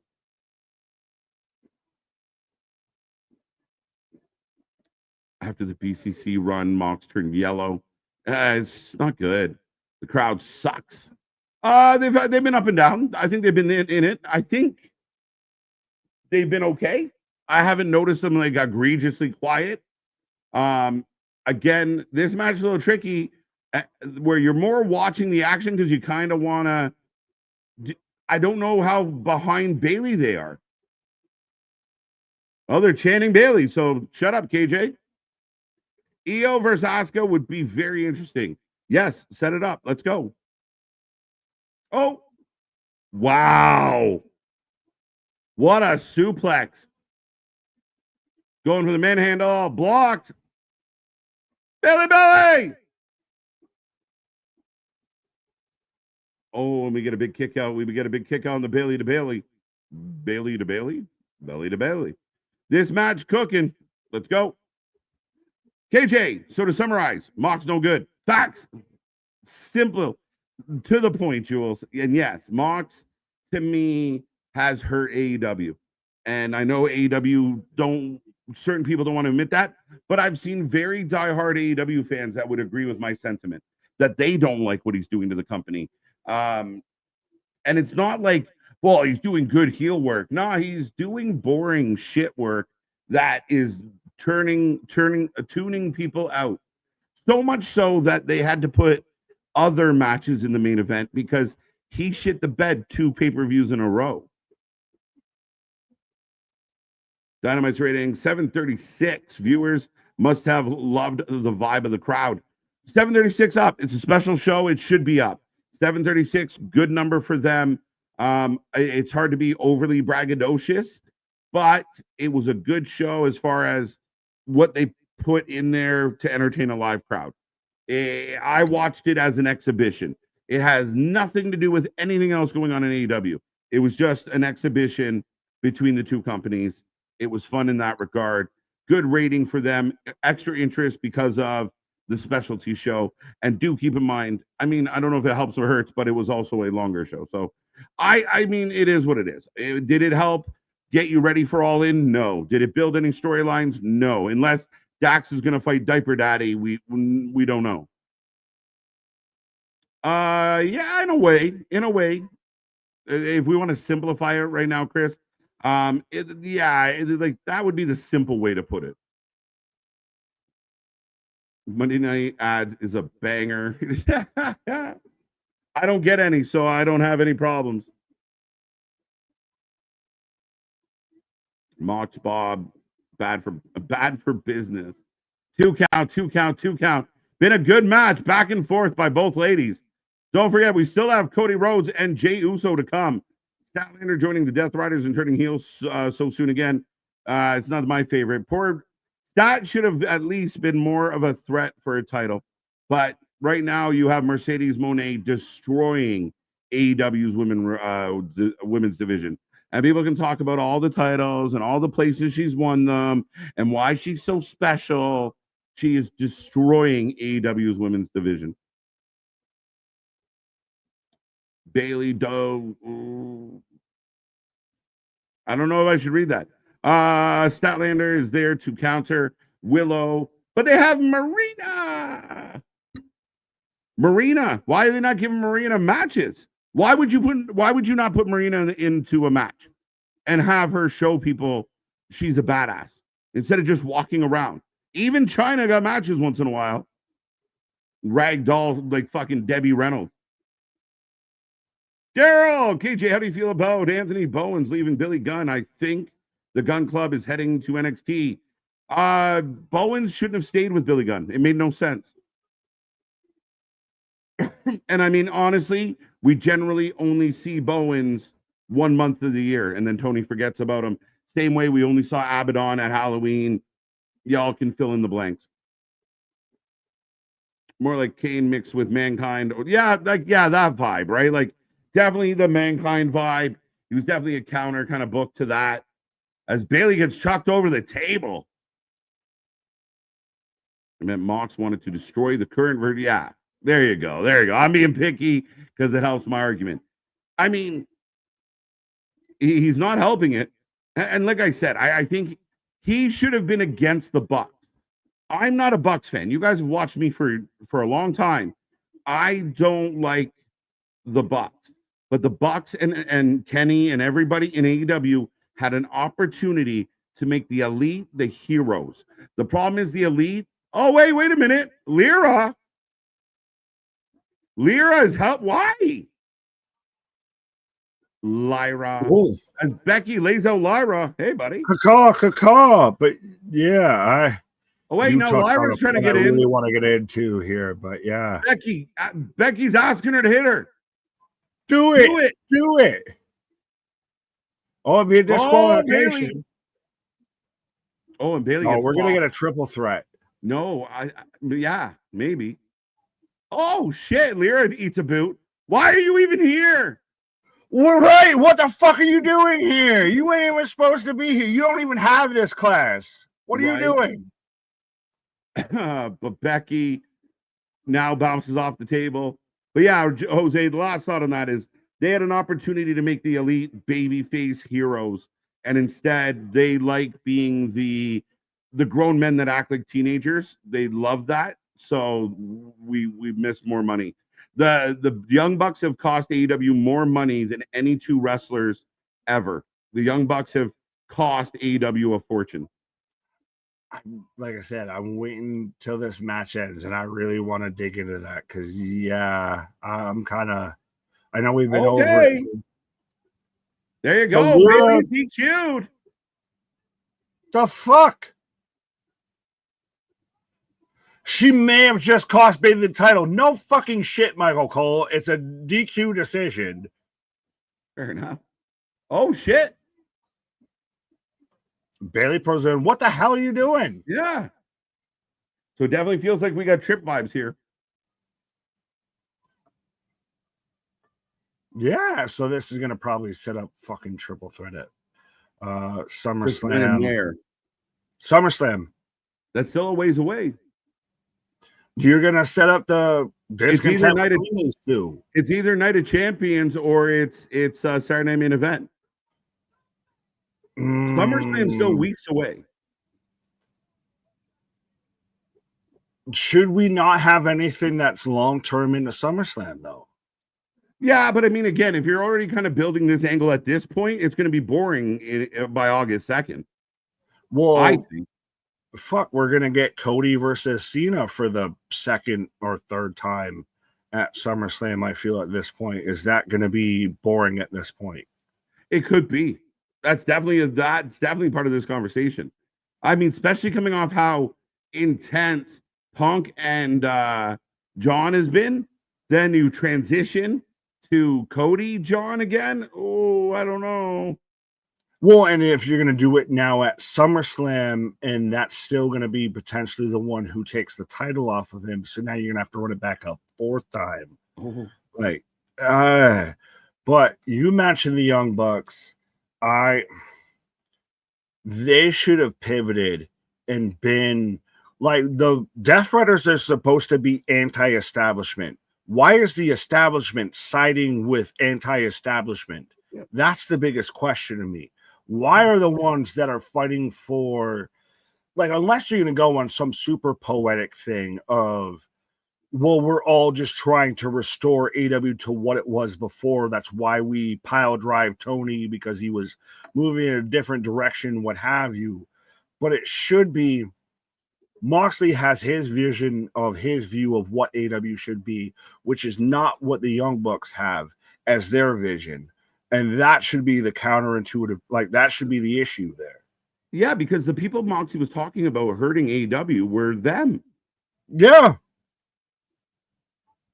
But now it's gotten to this point to where, you know, people are sitting there slipping it out of AEW sucks because Moxley's still their world champion.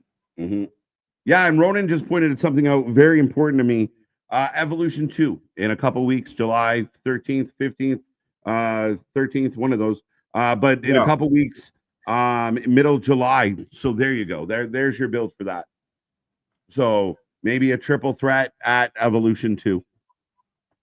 Well, I know she didn't show up on SmackDown, and I think I'm actually glad that she didn't show up on a SmackDown. No Trish. Oh, yeah, no Trish. Of, well, now do they pivot? What do they pivot? How do they pivot? Of no more. Who started the Trish rumor? I want to yell at them. Fair enough. Well, I was going to say no more Liv Morgan, all of that. So the Bella story needs to pivot. So yeah, how and where? How much do we pivot? Is this just I don't think change the match, or is this change the card? I don't think it changes the card. It changes a match on the card, and I think what it changes is, if the rumors are true, which we just saw, they might not be. If it is Brie and Nikki looking for a tag title match, it would be Raquel and probably Roxanne. Fair enough. Well, I think that's the last beacon of hope of, if you're going to still have tag titles, that's the last thing you can do with them. What just happened? Did you get like a production glitch? No, I just got pivot to Allegiant Stadium for WrestleMania Vegas. Yeah, but Raquel was on her way out. I did not see this. So Raquel was on her way out, and we just jumped mid-entrance to a WrestleMania Vegas. As I got Ivy Nile and Chad Gable.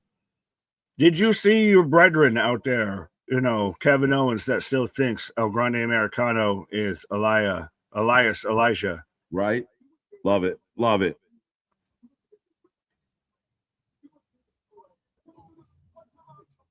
What I did to Ray, what I did to Otis, I wiped him out completely. She was coming out during the ad break. Oh, okay. So, yeah, okay. Thank you for. I looked up, I saw Raquel, and then I looked away, and oh, wait, Penta and Chad having a convo. The return of Lay Cool. God help us. Is it so interesting, though, how Penta's become so involved with the lucha kind of division? Stupid kick! Oh, he's gonna break his arm. Oh, do it! Oh, the shoulder breaker. Shane Helms says there's a hurricane coming through. With all this humidity and heat, there might be a hurricane popping up at any moment, folks. I'd welcome one if it cooled the air down. Just go out there and just stand like fucking Lieutenant Dan in the rain.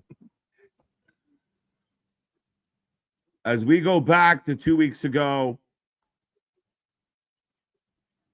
and Raquel, so we're showing the Raquel history. Okay. Can I just say this, and I don't want to sound rude, of that I'm glad that Raquel's not had a flare up or anything for a hot minute, and she's actually been able to still. Ludwig in the back. I missed that. Sorry, Nick, to interrupt. No, you're good. I'm glad that Raquel hasn't had any sort of the flare ups, snare ups, or anything, and she can actually kind of rock this shit the long way here. Yeah, I mean, it's unfortunate, right? And I mean, you don't want to see anybody go through that kind of fucking pain. So the fact that she's doing well enough, but she's calling out Ria Ripley. But she's got Ludwig in the back. Oh, I did not see. I can drag you out here by that nose ring.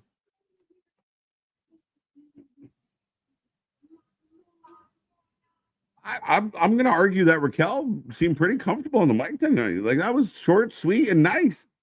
But this is my brutality.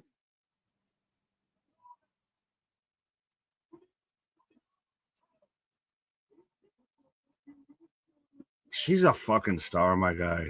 Oh, yeah. Like, she not a star just amongst the women. Like, if you're doing a top 10, a top 15, she's in that list when it comes to just overall talent.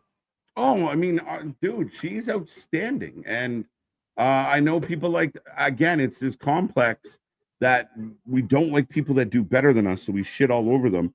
Ria's been great. And people got to remember that Ria's a star.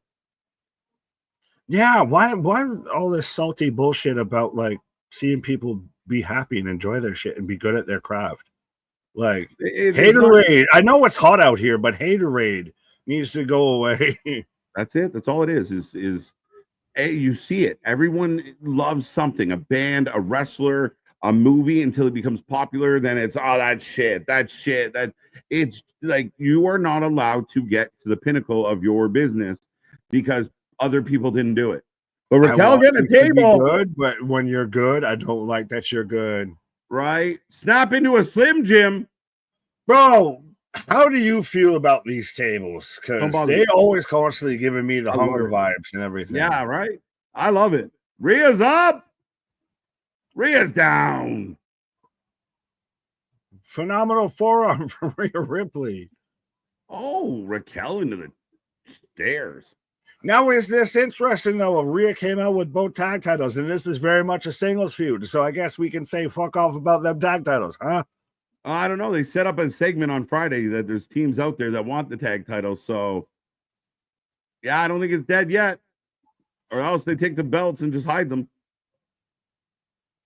Someone's going to help Raquel. Raquel's new partner is going to help. Roxanne. It'd be shocking if it wasn't Roxanne. Yeah. Well, I don't know. She's out here in the Daisy Duke. She's looking a little Fallon Henley. Oh, there Roxanne. She is. Perez on the back. I'm going to come at you like a spider monkey. That's the only way you can.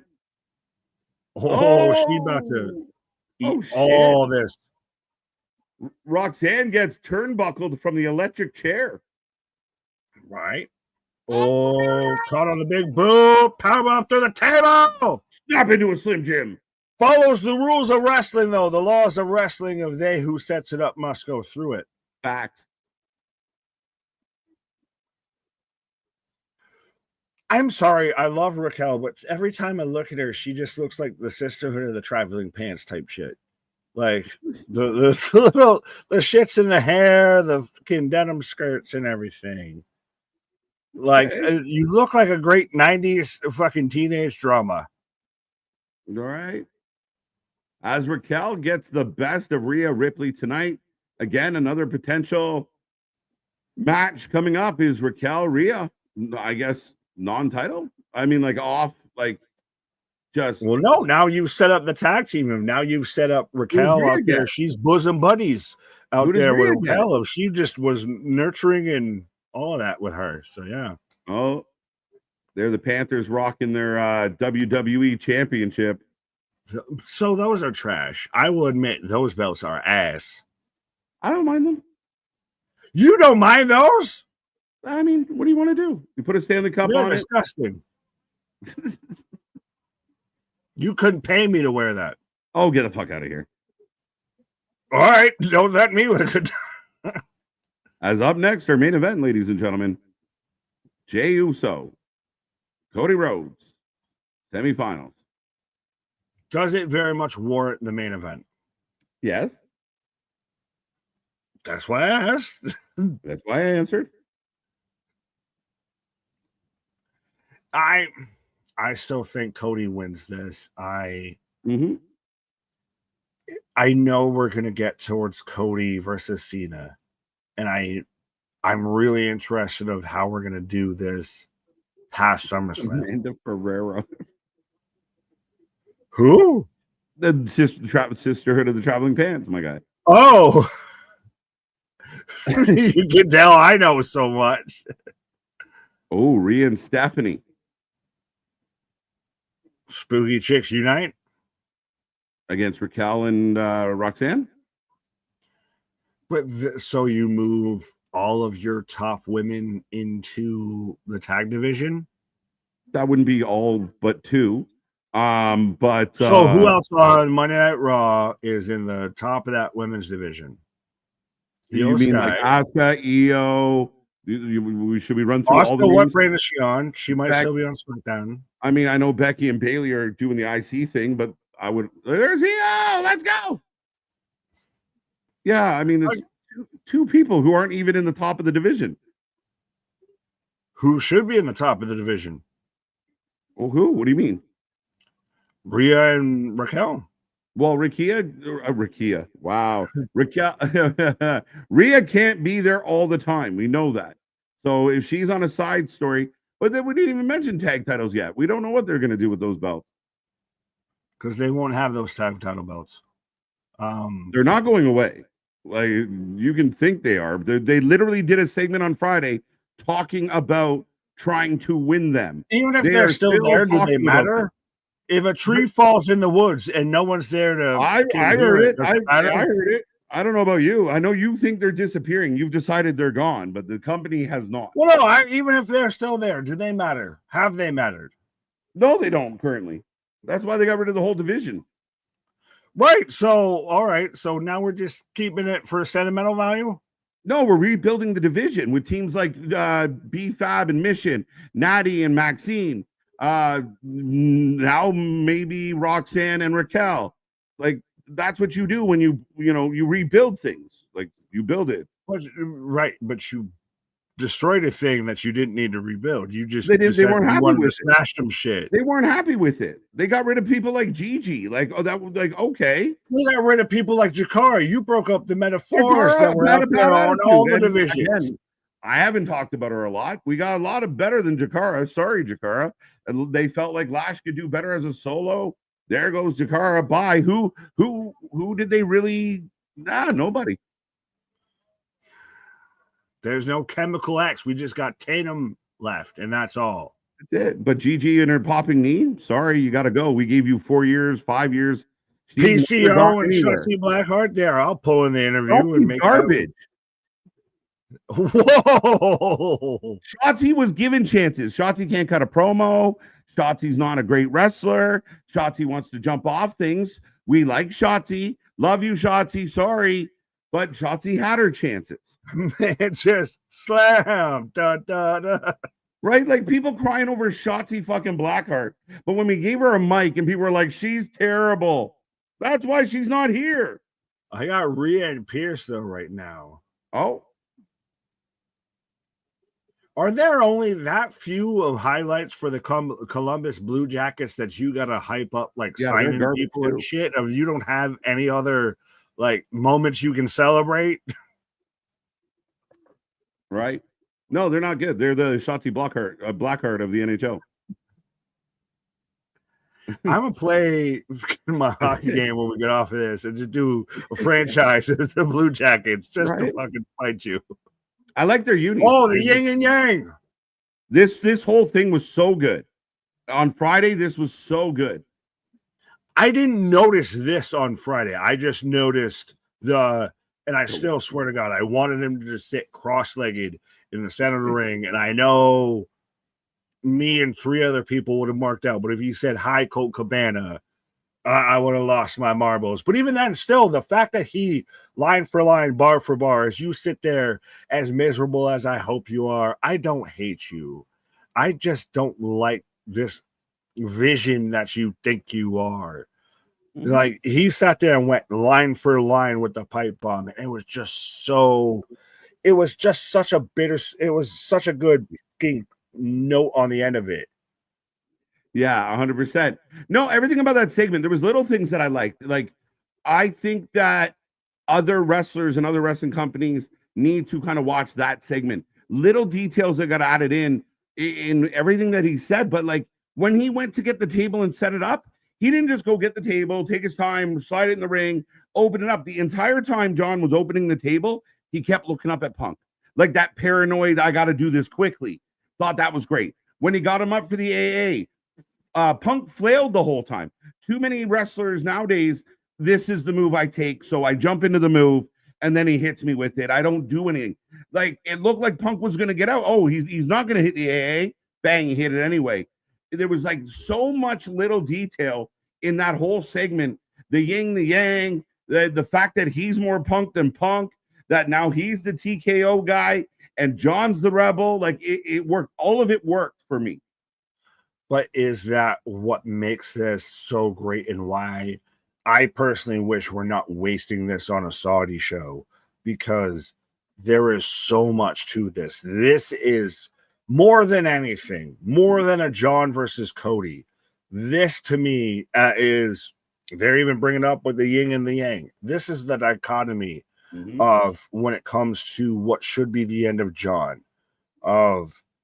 It should be the one that is so much the antithesis of everything that you are. Yeah, I wondered if there is a way somehow how this turns out or plays out, that this is an opportunity of a whole lot of shifting happening. I don't believe that John Cena will lose the title at SummerSlam. I don't. So I don't care who he fights at SummerSlam. I don't think he's going to drop the belt.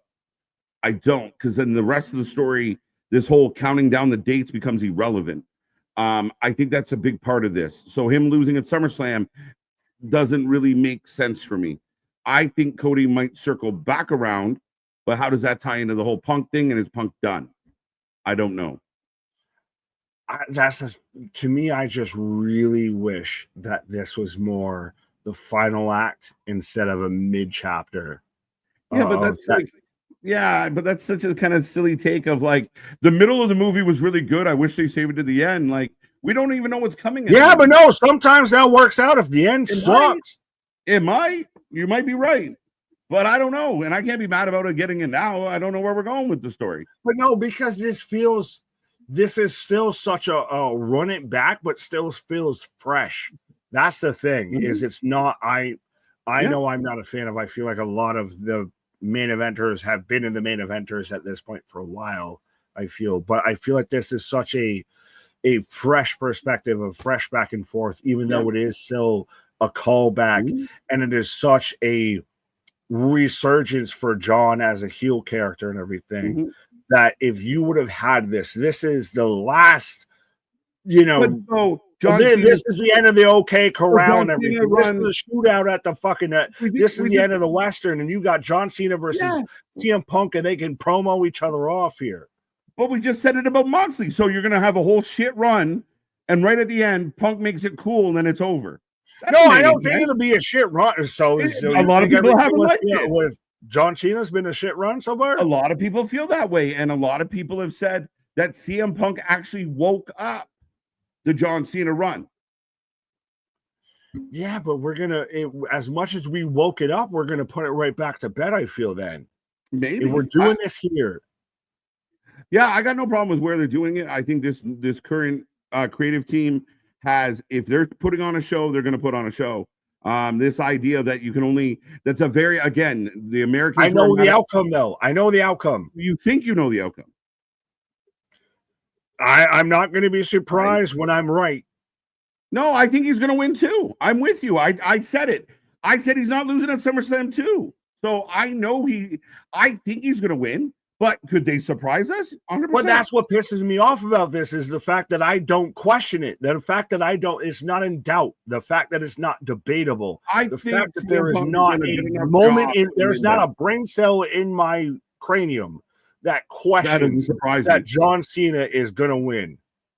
Yeah, no, I honestly think that Cena's going to have that belt for quite a while. I think it works down into the story. It becomes who ends up being the hero. Is it Punk? Is it Cody? How does that play out? Cody winning this tournament and getting a shot at SummerSlam. I don't know. I really don't know. I haven't loved the idea of John and Cody, period. But Punk has woken up the run for John Cena. He made the John Cena run a lot better. And we'll see where it goes, man. But again, I can't be pre-mad. Well, it's like what we talked about earlier of that Punk even said, I will bring the best out of everyone that I go against, whether it's Drew, whether it's Seth, etc. And that's very much what we've done.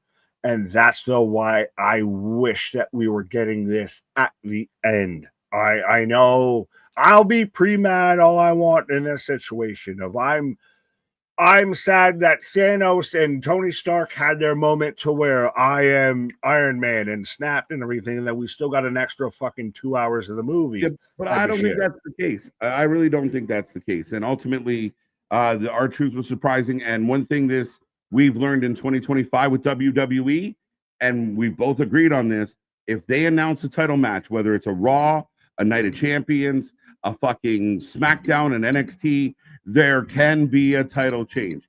So don't count your eggs till it starts fucking clucking. Well, that's high stakes when it comes to US too, especially just gambling eggs, period. But yeah, no, I go full in with a full dozen brown extra large eggs here of saying that John Cena is walking out, or Cody Rhodes is walking out of Night of Champions to face John Cena. And I'd even agree with you that John Cena is walking out of SummerSlam. And then I really don't like where we are in that situation because Cody's just burnt out at that point of I don't want to see that ever again.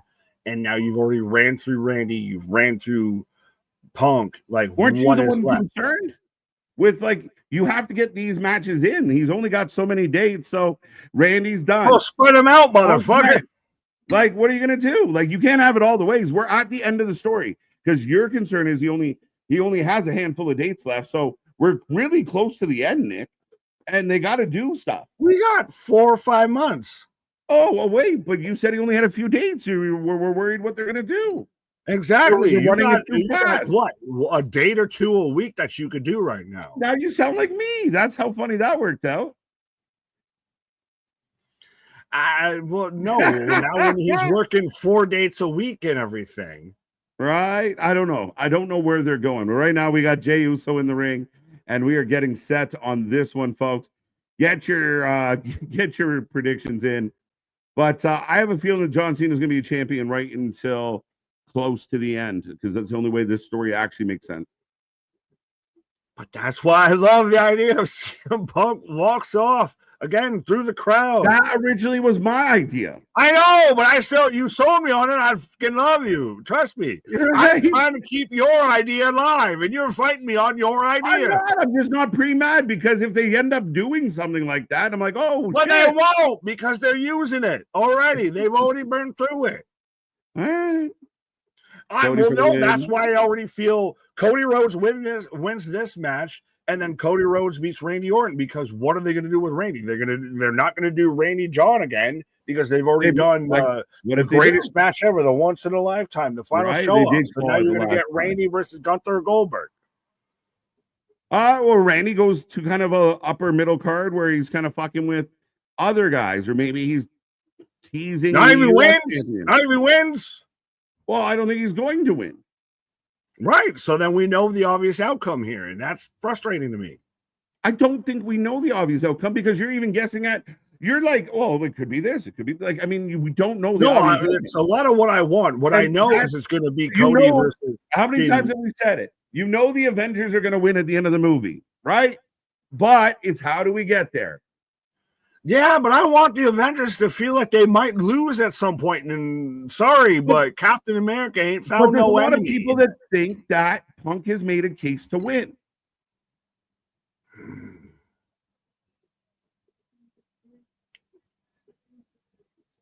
Coldly, yeah, I'm not. Cody's over with the fan base. He's not my favorite wrestler, but he's over as fuck with the fan base. Is he? Here comes Cody. Is he what? Well, I was halfway halfway like the comment that you clicked on, but is Cody only over with the fans, like you said? Cody's super over with the fans, but I don't know the only part. I don't think I said only. No, that's what I asked. That's why I was questioning. Are we starting to get where Cody's a little bit passe, a little bland? Is he a little vanilla? Not if he's over with the fan base. You just said that's why I'm asking a question. But the question doesn't make sense. I don't ever have to make sense. You can't have this whole court's out of order. But here comes Cody. The crowd's going insane. Whoa, there you go. Mega's feeling it. I've been eating the whole show. Let's go. Eat gently. Use lube. Rock get involved again at some point. I think so. No. He's gonna. I'll take 10 Riyadh shows over a Rock show. I think so. I think the Rock has to be somewhere in this. Somewhere. No. It just started to get good, and you want to bring back the fucking anchor? I'm just telling you what I think they're thinking. I'm telling you what I think. You ever have a thought you think you thought that you shouldn't have think you thought you think? We need a heel Cody TNA / Bullet Club. But they so over with the fan base, Frankie. That's the dilemma right now. Now, do you do the turn when? And I think if people keep cheering for Cena the way they are, it could make people boo Cody. Well, do we get Cody Lander? Do we get to where he kind of just starts to feel of I'm not the heel, but I know I'm in the right, of like that switches towards that justified-ish heel of starts to pivot that way of no, I'm doing this because this is what you guys want. This is what you guys need. And it starts to become a little bit more dickish, a little bit more dickish. Pause. Right. Your Honor, recess, badgering the Nicholas. Yes, absolutely. I need to keep a fucking track record of that when it comes to court. I like that. Captain America. Let's go. Nick Steiner, math ain't working. Now you see on a 33 and a third percent chance of being right. Like I said, I have a pretty good guess, a pretty good understanding of what we're going to get. The crowd is losing their mind for these two in the ring. So we will talk more about that. I don't know where we're going to go with any of this. The winner will go on. I think it's going to be Cody. But like I said, I never thought that Gunther was going to beat Jay on a random Raw. So tune in and we'll find out. Fair enough. Cody Rhodes.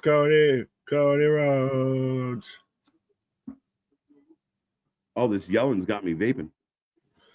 My guy, I am glistening like a fucking hot dog on a 7-Eleven roller right now, my guy. First time match right here ever. There you go. And then a little sign of respect. Cody pumps up the crowd, and we are off and running. It's gonna be crazy. You're getting a pop just for them for a collar and elbow tie-up right now. This match is the definition mid. There you go. Let's have that argument. No, I can't even say that because still, as much as there is a clear and head shoulders of top of the card when it comes to WWE, this is still a unique showing. This is still, they haven't interacted. We don't know where they're going to go with this. So I wouldn't say it's mid. I mean, it's two of your top guys, two of your top sellers, two of the biggest over guys in the company. Again, I don't think you know what the definition of mid, if that's where we're going to go with it. Right. Am I glitching or anything? Because you keep doing like bob and weave. I thought I was. Sure. Oh, no. Okay. Well, I think I am a little glitchy, actually. Fair enough. I don't know if I'm out here Mike Tyson because you bobbing and weaving, my guy. Stick and move. But Spaz with a $10 super chat. Carry on my word, son. You can hear me. So I'm going to start over with Spaz with a $10 super chat. Carry on my word, son. They'll be when you are done. Even the fucking slice went gone. Had to rest in peace no more. Dun, dun. All right, Spaz is just going through the whole song here. But yeah, we've got Cody and Jay firing up back and forth at each other. I'm really interested to see. I think it is clear head, shoulders, knees, and toes of it goes Cody versus Randy. If we were going to get Jay to win here, it was going to be Jay versus Sammy.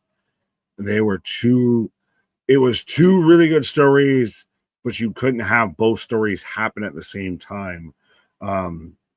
So I feel that they've gone with the more obvious story of Randy versus Cody. Randy can work a heel with that, and Cody can win and then still face John at SummerSlam. As we get a crossroads, as we got a slamming in Summers, what? Right. Huh? Right. Let's go. So do you have Cody for this match? I don't know if you've given an official prediction. Yeah, Cody. I predicted Cody Randy. I'm about one match away from being right. So then then Cody wins, right? And you have Randy work heel probably during that match. I don't think either. I think it's very similar to this. Like they'll play it like both guys kind of just work. I don't think anybody plays heel. I'm really struggling with the idea that Cody, even Randy as an option to run it back is a tough one. I don't know. It's really interesting. But I think Cody wins it all, fights John at SummerSlam, and loses. But that's a whole other discussion because, I think that's the outcome, but I don't like that that's the outcome. That I think we're moving through the deck a bit too fast when it comes to some stuff. Like, I don't understand. Like, what's left? Right, that's the thing. Is so if you do Cody versus Cena at SummerSlam, so he should be the one to take the belt off of Matt. Like what? The last show with John Cena, if you're doing a countdown, you've watched a million movies, Nick. Have you ever seen them cut the wire with fucking 3 minutes left? No, they cut it when there's one left. But this feels like they're cutting the wire with 3 minutes left. No, they got lots of Punk's still in the mix. Seth is still something that we got to think about. You still have R-Truth to be dealt with because he deserves another chance. We don't know where they're going, my guy. This feels like we're getting closer to the end of the Battle of New York, and we're about to get a 3-month episode of fucking them eating shawarma type shit. I don't agree with that at all. And I don't think that I think people or maybe yourself aren't realizing like John won't be here. There will be gaps in John's appearances. That's what I've been waiting for, and why I'm saying that I think we could use Punk down the road later. We don't need Cody versus Cena at King SummerSlam. It's happening. No shit. That's why I'm disagreeing with it because it's happening now instead of later down the road when we could actually use it. So what? So John? So you're saying right now John should just be sitting around doing nothing. CM Punk was very needed to wake up this run. He did that. We'll see where it goes. It's hard to argue with where we're at now with this because it was no, because it's really good. It's good. Like again, yes, I don't get it. Understood, but I'm saying if we didn't, we've gotten here because of the timeline we already wrote. But if we're going through and actually we're planning this a different way, I don't think we would have crossed this bridge. I told you Roman Reigns was coming back and was going to be a factor in the John Cena story. I call you a goddamn liar. Where's Roman? Roman never going to do anything? No, Roman is the biggest. Is Roman the biggest missing attraction right now? Yeah, but that's his contribution to his career right now. So he's off doing other things. He's resting, taking care of his health. But again, like you said, it's going really well. But you're mad about where it could be going. And at some point, as we roll through this all, if it's still this good, then what? I'm worried we're burning through the third act and the second act. Well, we're not, because we don't know what the third act is. But I don't have a lot of faith that the third act's going to be that great. What you're saying, this is great right now? No, I'm saying the potential is there. Anyway, Cody Rhodes. Nick doesn't like it. It's all good. But Cody's down. Jay's on one knee. I need Cody to say enough on the mic when Jay is yeeting in the ring. They cut him off. They'll get him booed, though. So, blame, we could go that way. Ooh. Either Cody and Orton tie at King of the Ring and we get a SummerSlam triple threat. I wish they don't do that. Mm-hmm. Or Cody wins and Randy costs Cody at SummerSlam. That is a very big possibility, Richard, where like a mad, bitter Randy costs Cody at SummerSlam. I could definitely see that.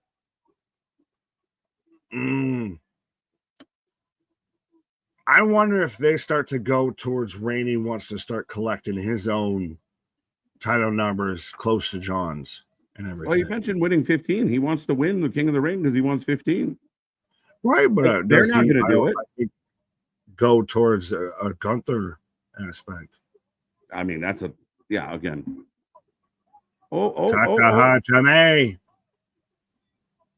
Cody fighting. Not according to the match I'm watching right now, Boston. So if you would like to open your eyes, look at the screen, you might see a little more than 3 moves. But hey, it's okay. Some people just hate to hate. 2 jobbers, main event, Raw. These guys use the main event. What? Huh? Like I know you and I have gone back and forth about this and that when it comes to this, but you can't deny that these now are 2 top guys in WWE. No, their job is to sell tickets, sell merch, and entertain. These 2 guys are 2 of the best. Sometimes people can't get their personal feelings separate from what's actually happening. So if you don't like Jay Uso, that's fine. If you don't like Cody Rhodes, that's fine. That doesn't mean they aren't doing what they're doing. And right in front of us, they have the crowd on their feet. The crowd was hyped for both entrances. And no matter how you guys out there might feel about them, they are top guys in this company, period. Right. I like this from Small Mark. Do you guys have a Discord server? No, we do. And C-Money instantly drops it. But Firemark knows we do. That's the joke. I like it. It's kind of like when it was Sean of like, oh, my name is great. Does that mean my membership has run out? Right. Go to the Discord. Nick loves the Discord. Oh, yeah. Can't stay out of it. He loves it. Yeah. Go to using a Kimura lock. Trying. Cha-cha-cha me. As Jay Uso with the elbow onto Cody is now he's just kind of resting on the outside, going up to the top rope. Right. Yeah, Jay super kick. I'm watching a match right now. He just had a man in a chokehold. You didn't list one of the chokes, did you? Super kick, Uso splash, and then a couple of little things. Okay. I mean, let's go through all the wrestlers and break down their movesets, and you let me know how varying it is. So you might not like Jay, but that whole argument that he doesn't wrestle well, I don't. I mean, he's got the crowd on their feet the whole time. I still hate when we're not playing a game like 2K and we talk about movesets. Just me personally, but yeah. Right. Jay isn't over. See, those two sentences are wrong, Wesley. The crowd stood on their feet and went nuts. Not sometimes, not once, but every time he comes out. That is your job. I hate to break it to you. Stone Cold, very big about his entrance, about his music, about his attitude. He wasn't the best, like, get in the ring and have a fucking all these wrestling moves. Hulk Hogan, just a song and a leg drop. Like, Jay Uso is a professional wrestler at the highest level. He achieved the pinnacle. Again, the stupid catchphrase. What was a thing? It still is. So yeet being a thing. Exactly. So again, fans, wake up. Jay slapped him. There's a few I'll wait to see if you see. What? I said there's a few I'll wait to see if you see. I like that. It's a move, though. He did it. Again, it's one of those of, on one hand, I know we've all been critical of people and this, that, and the third, but at the same time, are you going to just be critical just to be critical because that person is over at this point of, I don't care if all they can do is hit a clothesline and a spear, but they got their shit over and the crowd's fucking behind them. So it's fucking talent on them. And that's so good on you of, I got over what and all that for a minute here. So yeah, sometimes it just takes getting a gimmick over and then you fucking find it out. Right. Paul, that makes a lot of sense. And I agree with you, Paul. Again, we used to have throwaway matches and nothing matches. I agree with that. I like that better. Jay has one of the ugliest spears in WWE. Okay, maybe. I don't know. Yeah, it's not a great spear. He's a little guy. I'm surprised he uses it. Little floppy doppy. Yeah, he's a skinny little dude. I mean, he doesn't look like he's not a Braun Breaker or Rome, like a big jack guy. Spear is not my favorite move for him. It's I threw myself into you type of move. Mm-hmm. Too many commercials, says Jordan. I didn't get one. Well, yeah, good on you, Canada. Kyle said commercials during the main event. Yes, I got a Subway commercial, which is funny because I got it for dinner. Shut up, you. You just coming off the mountain of fucking Kilimanjaro, so I don't want to hear nothing from you. Crimea River. Still got, and I still didn't have commercials in the woods. When you wrestle, a busy schedule, you have to protect your body. Jay can't be hurting himself doing dangerous moves. I mean, at times you have to, but again, WWE would be the safer of the two companies to try and keep longevity of their people. This is a perfectly fine match. There's no point here. I'm like, oh, I can't believe he's not doing more stuff. Big breaks up the Dusty. Right. Oh, and a smack of his own. Blocked. Punch by Cody. That man just straight hooked to it. He was getting even to see the shrapnel spit. Right. Jay isn't over with the IWC because he did good, Mr. Noob. They all loved him. Jay doesn't get his chance. Jay, it's not fair. Jay's so good. He can't be main event Jay if he doesn't main event. He won the Rumble. Fuck Jay Uso. They loved him until 24 hours after he lost to Gunther. They loved him until he won the Rumble. That too, and then he won the title, and then they loved him until 24 hours after he lost to Gunther. And then they moved along to their hatred on Goldberg. I guess. Do you still? I don't even hear James from Cody Cutter. 1, 2, yes! Gross. C Money gets it. C Money gets it. It's like telling a NASCAR driver, why don't you do rights? Motherfucker. Why don't I go in reverse? I'd gamble for it. Oh, he's a good driver, but he only ever goes the same way. Like, what the fuck are we saying? He's good at what he does. The Ultimate Warrior. Fucking terrible wrestler. Fucking over his shit. Oh. But folks, we're not only good at what we do, we're good at what other people do as well, folks. Often imitated, never replicated, never duplicated. As the replicators are coming out of all the woodworks, even some of the the bigger companies that act like we don't exist, all of a sudden got nice little squares and logos. And I mean, I don't want to say we started the trend, but my God, do you notice a lot of people trying to put like little faces on their screens? Or, I mean, you might be feeling a little spiteful about the wrestling, and all of a sudden you got a border. You never had a border before, you never had all that colorful shit going on. But hey, what do I know? Join us, We folks. do what we do because other people can't do what we do. I guess, are we the Jay Uso rest? Right?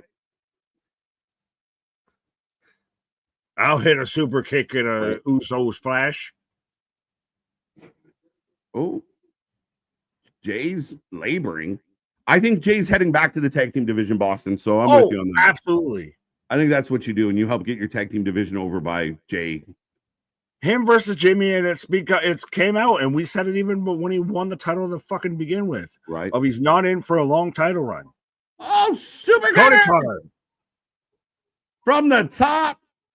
1, 2, 1.5 at best. I dare say a 2. Yeah, Damien, that would have been kind of interesting. Well, where is Jack Perry? I have no idea. Is he hurt? Is he lost? He's helping film the reboot of 90210. I don't know. Fans build up to tear you down. Yeah, just like I can't wait for Karrion Kross to get a push so everybody can shit on the push. Well, that sounded terrible, but you get it. No, I got what you were saying. I just got mad because I'm part of that wave you're talking about. But it's true. That's what's going to happen. Everyone that's bitching and moaning about Karrion Kross are going to turn on him once he gets success. Jade Cargill. That's a new move. 1, 2, 2.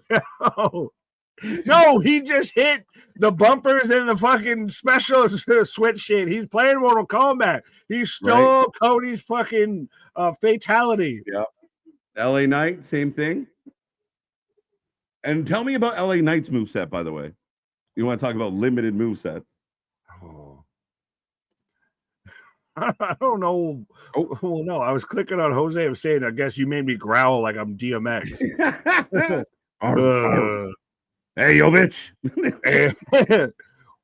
1, 2, 1, 2, come to. Jay Uso back into the corner, folks. Fun night here on the channel. It's good to be back. We are back tomorrow night for NXT. Don't forget that as the night rolls on. But super kick from Jay. So this is going to go a bit past this. This feels warranted for this to be the main event spot. So I'll give him that. Super kick again. Just sparks out Cody. But yeah, this is normally when we'd be wrapping it up. We'd be taking ratings. So spear, slingshot spear. Decent looking spear. No, it's a terrible form tackle. It's a terrible form tackle. I watch you guys because you don't throw hissy fits. No, no, not at all. We appreciate. Oh, you push the fucking limits of hissy fits and banning people. I mean, if we're gonna yell at each other, you guys can. Me and Boston disagree about things sometimes. I'm not going into it. We love y'all. Give us your opinion. If you're out there watching streamers that block people for having an opinion, a respectful opinion, they're chicken shit. Don't follow them and tell your friends not to follow them. People who run away from conflict means that they can't answer that discussion. 1, 2, 3. I can't believe Jay went under. He's so good, and they let Jay go under. He's buried. He's buried. No. The thing with WWE right now is there's so much good talent that guys have to take losses. Girls have to take losses. It's the way it works. In any sport, good people lose. It happens. Is it because in other companies, when someone loses, you won't see them for 3 months? Yeah, maybe that's what it is. I mean, I think partly it's because once upon a time, somebody thought we'd do a win-loss record, and then they realized how stupid that was. I like this. Rikishi gonna be pissed about this. Yeah. Rikishi about to cut a 2-hour promo about this. Oh, my God. This man can't even play basketball, and he's out there beating my son. Right. Yeah, no. On a side note, halfway going back to what you were saying of absolutely welcome. That's literally why we try and click on as many comments as we can, because we welcome the discourse. I haven't seen this man in 48 hours, and we're still disagreeing. Like we just seen each other in 2 minutes. So yeah. Right. Well, there you go. Cody gets the win. Cody goes to Night of King of the Ring, Night of Champions, and he will take on an old friend. RKO from nowhere will make my night perfect. RKO from nowhere will make my night perfect. You're gonna get RKO, and he's gonna pop up and no sell it into a Cody cutter. Oh, okay. Cody's winning this. Like Homelander wins this. Captain America. No, I want the RKO now. Oh, that's not like out of nowhere. Like we think the show's done, and Randy's like, "Hey, bitch, you're on notice." No, we gotta sit there and we gotta hug this out. We gotta still, I love you. As Cody takes his Homelander pose. What? Captain America. Mid-Carters assemble. But no, I very much feel that we're gonna get the Usos back together as a tag team. Yeah, and they run roughshod over the tag division. The love, Cody, Jay. I gotta raise your hand, Oos. I want Randy. You got me over because Randy. I was drunk at the promo or at the press conference yelling "Yeet." They're hugging it out. They're waving goodbye to the crowd. That is Raw. And not a bad Raw. There was kind of a lot of fun, some interesting things here tonight. Yeah. As Cody going to raise, why we're lingering. Jay super kicks him would be hilarious.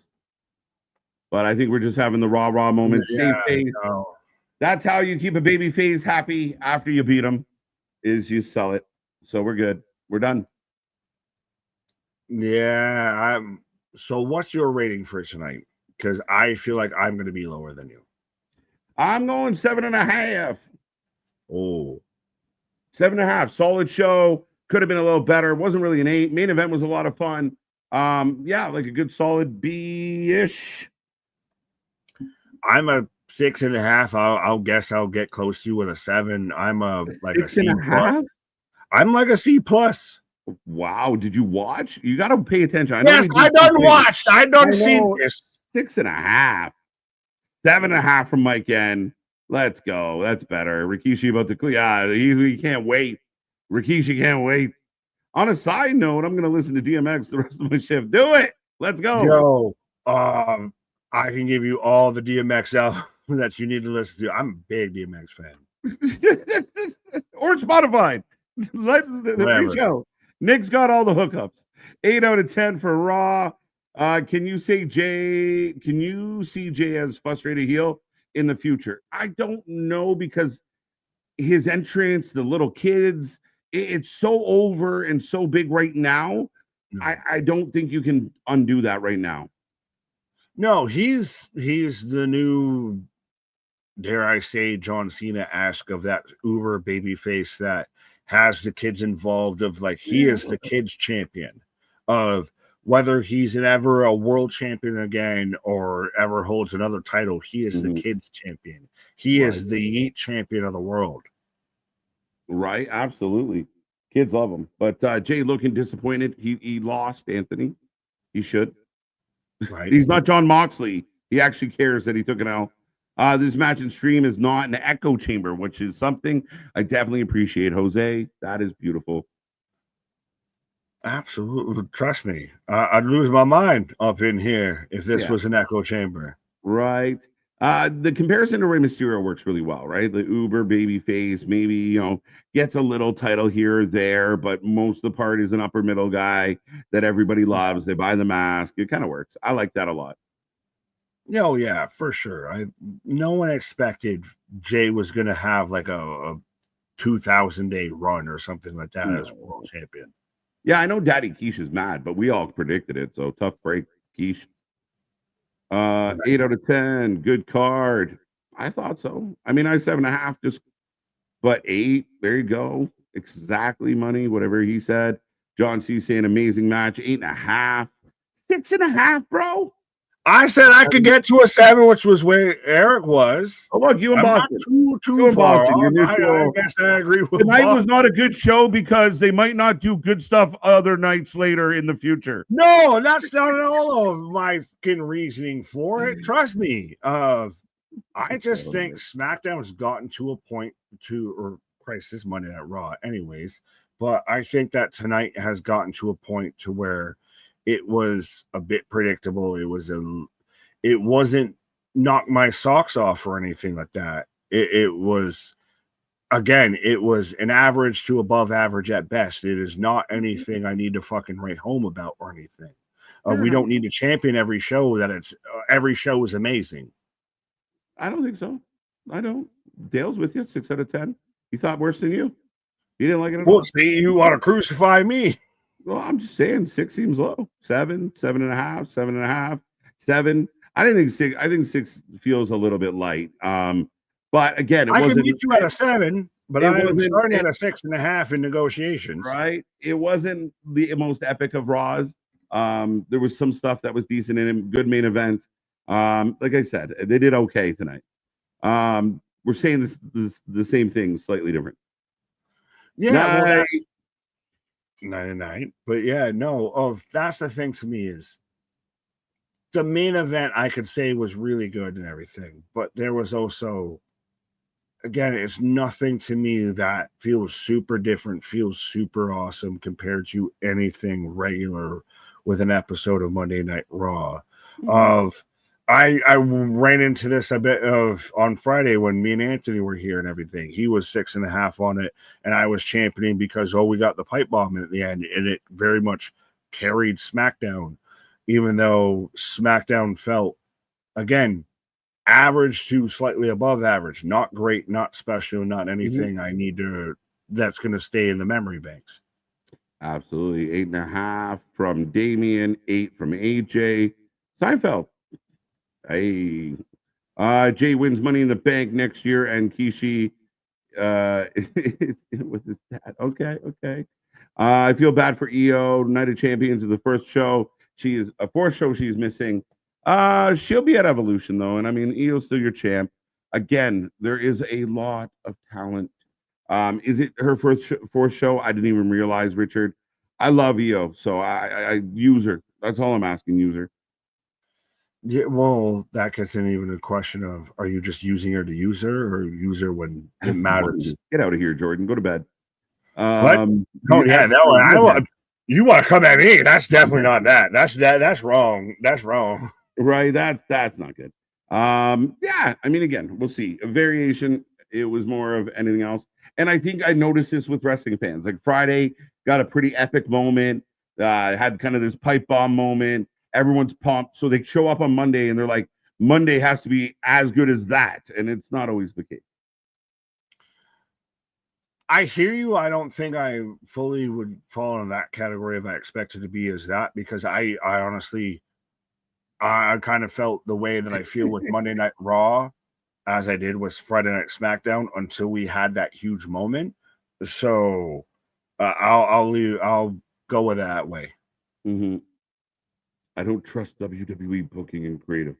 Well, again, I mean, if you can't trust them, at least you can trust us. We'll steer you through all the trials and tribulations and everything. They seem to be doing okay for the most part. You might not like everything you're not supposed to, but I mean, all in all, the buildings are packed. 13,000 in Columbus. I think that's like half their population. Yeah, like I don't know, folks. But that is Raw. We are the Wrestling Fans United. We are. Oh, wait. Go check out our exclusive interview with PCO. I said at the beginning of the show, this was one of my favorite things ever. Such a great dude, an absolute legend. I was thrilled to chat with him. We even got to talk a little puck. So, yeah, no, let's go. Go check that out. We would appreciate it. We are back at the end of this week, of course, with the Wrestling with Mental Health, our men's mental health special. Be there for that. Very eye-opening one. Male, female, doesn't matter. Everyone should attend because it's not just about the men. It's how we deal with those men But also, yeah, it's gonna be fun. We're back tomorrow. NXT, so much going on in NXT. Trick's gonna fight Briggs, more the Evolution qualifier, and we will go from there. Our shit is real. Our shit is raw. Our shit is authentic. When you talk about that rest, you put it with that full life with it. Thank you, everybody. Come back tomorrow. See you on the flip side.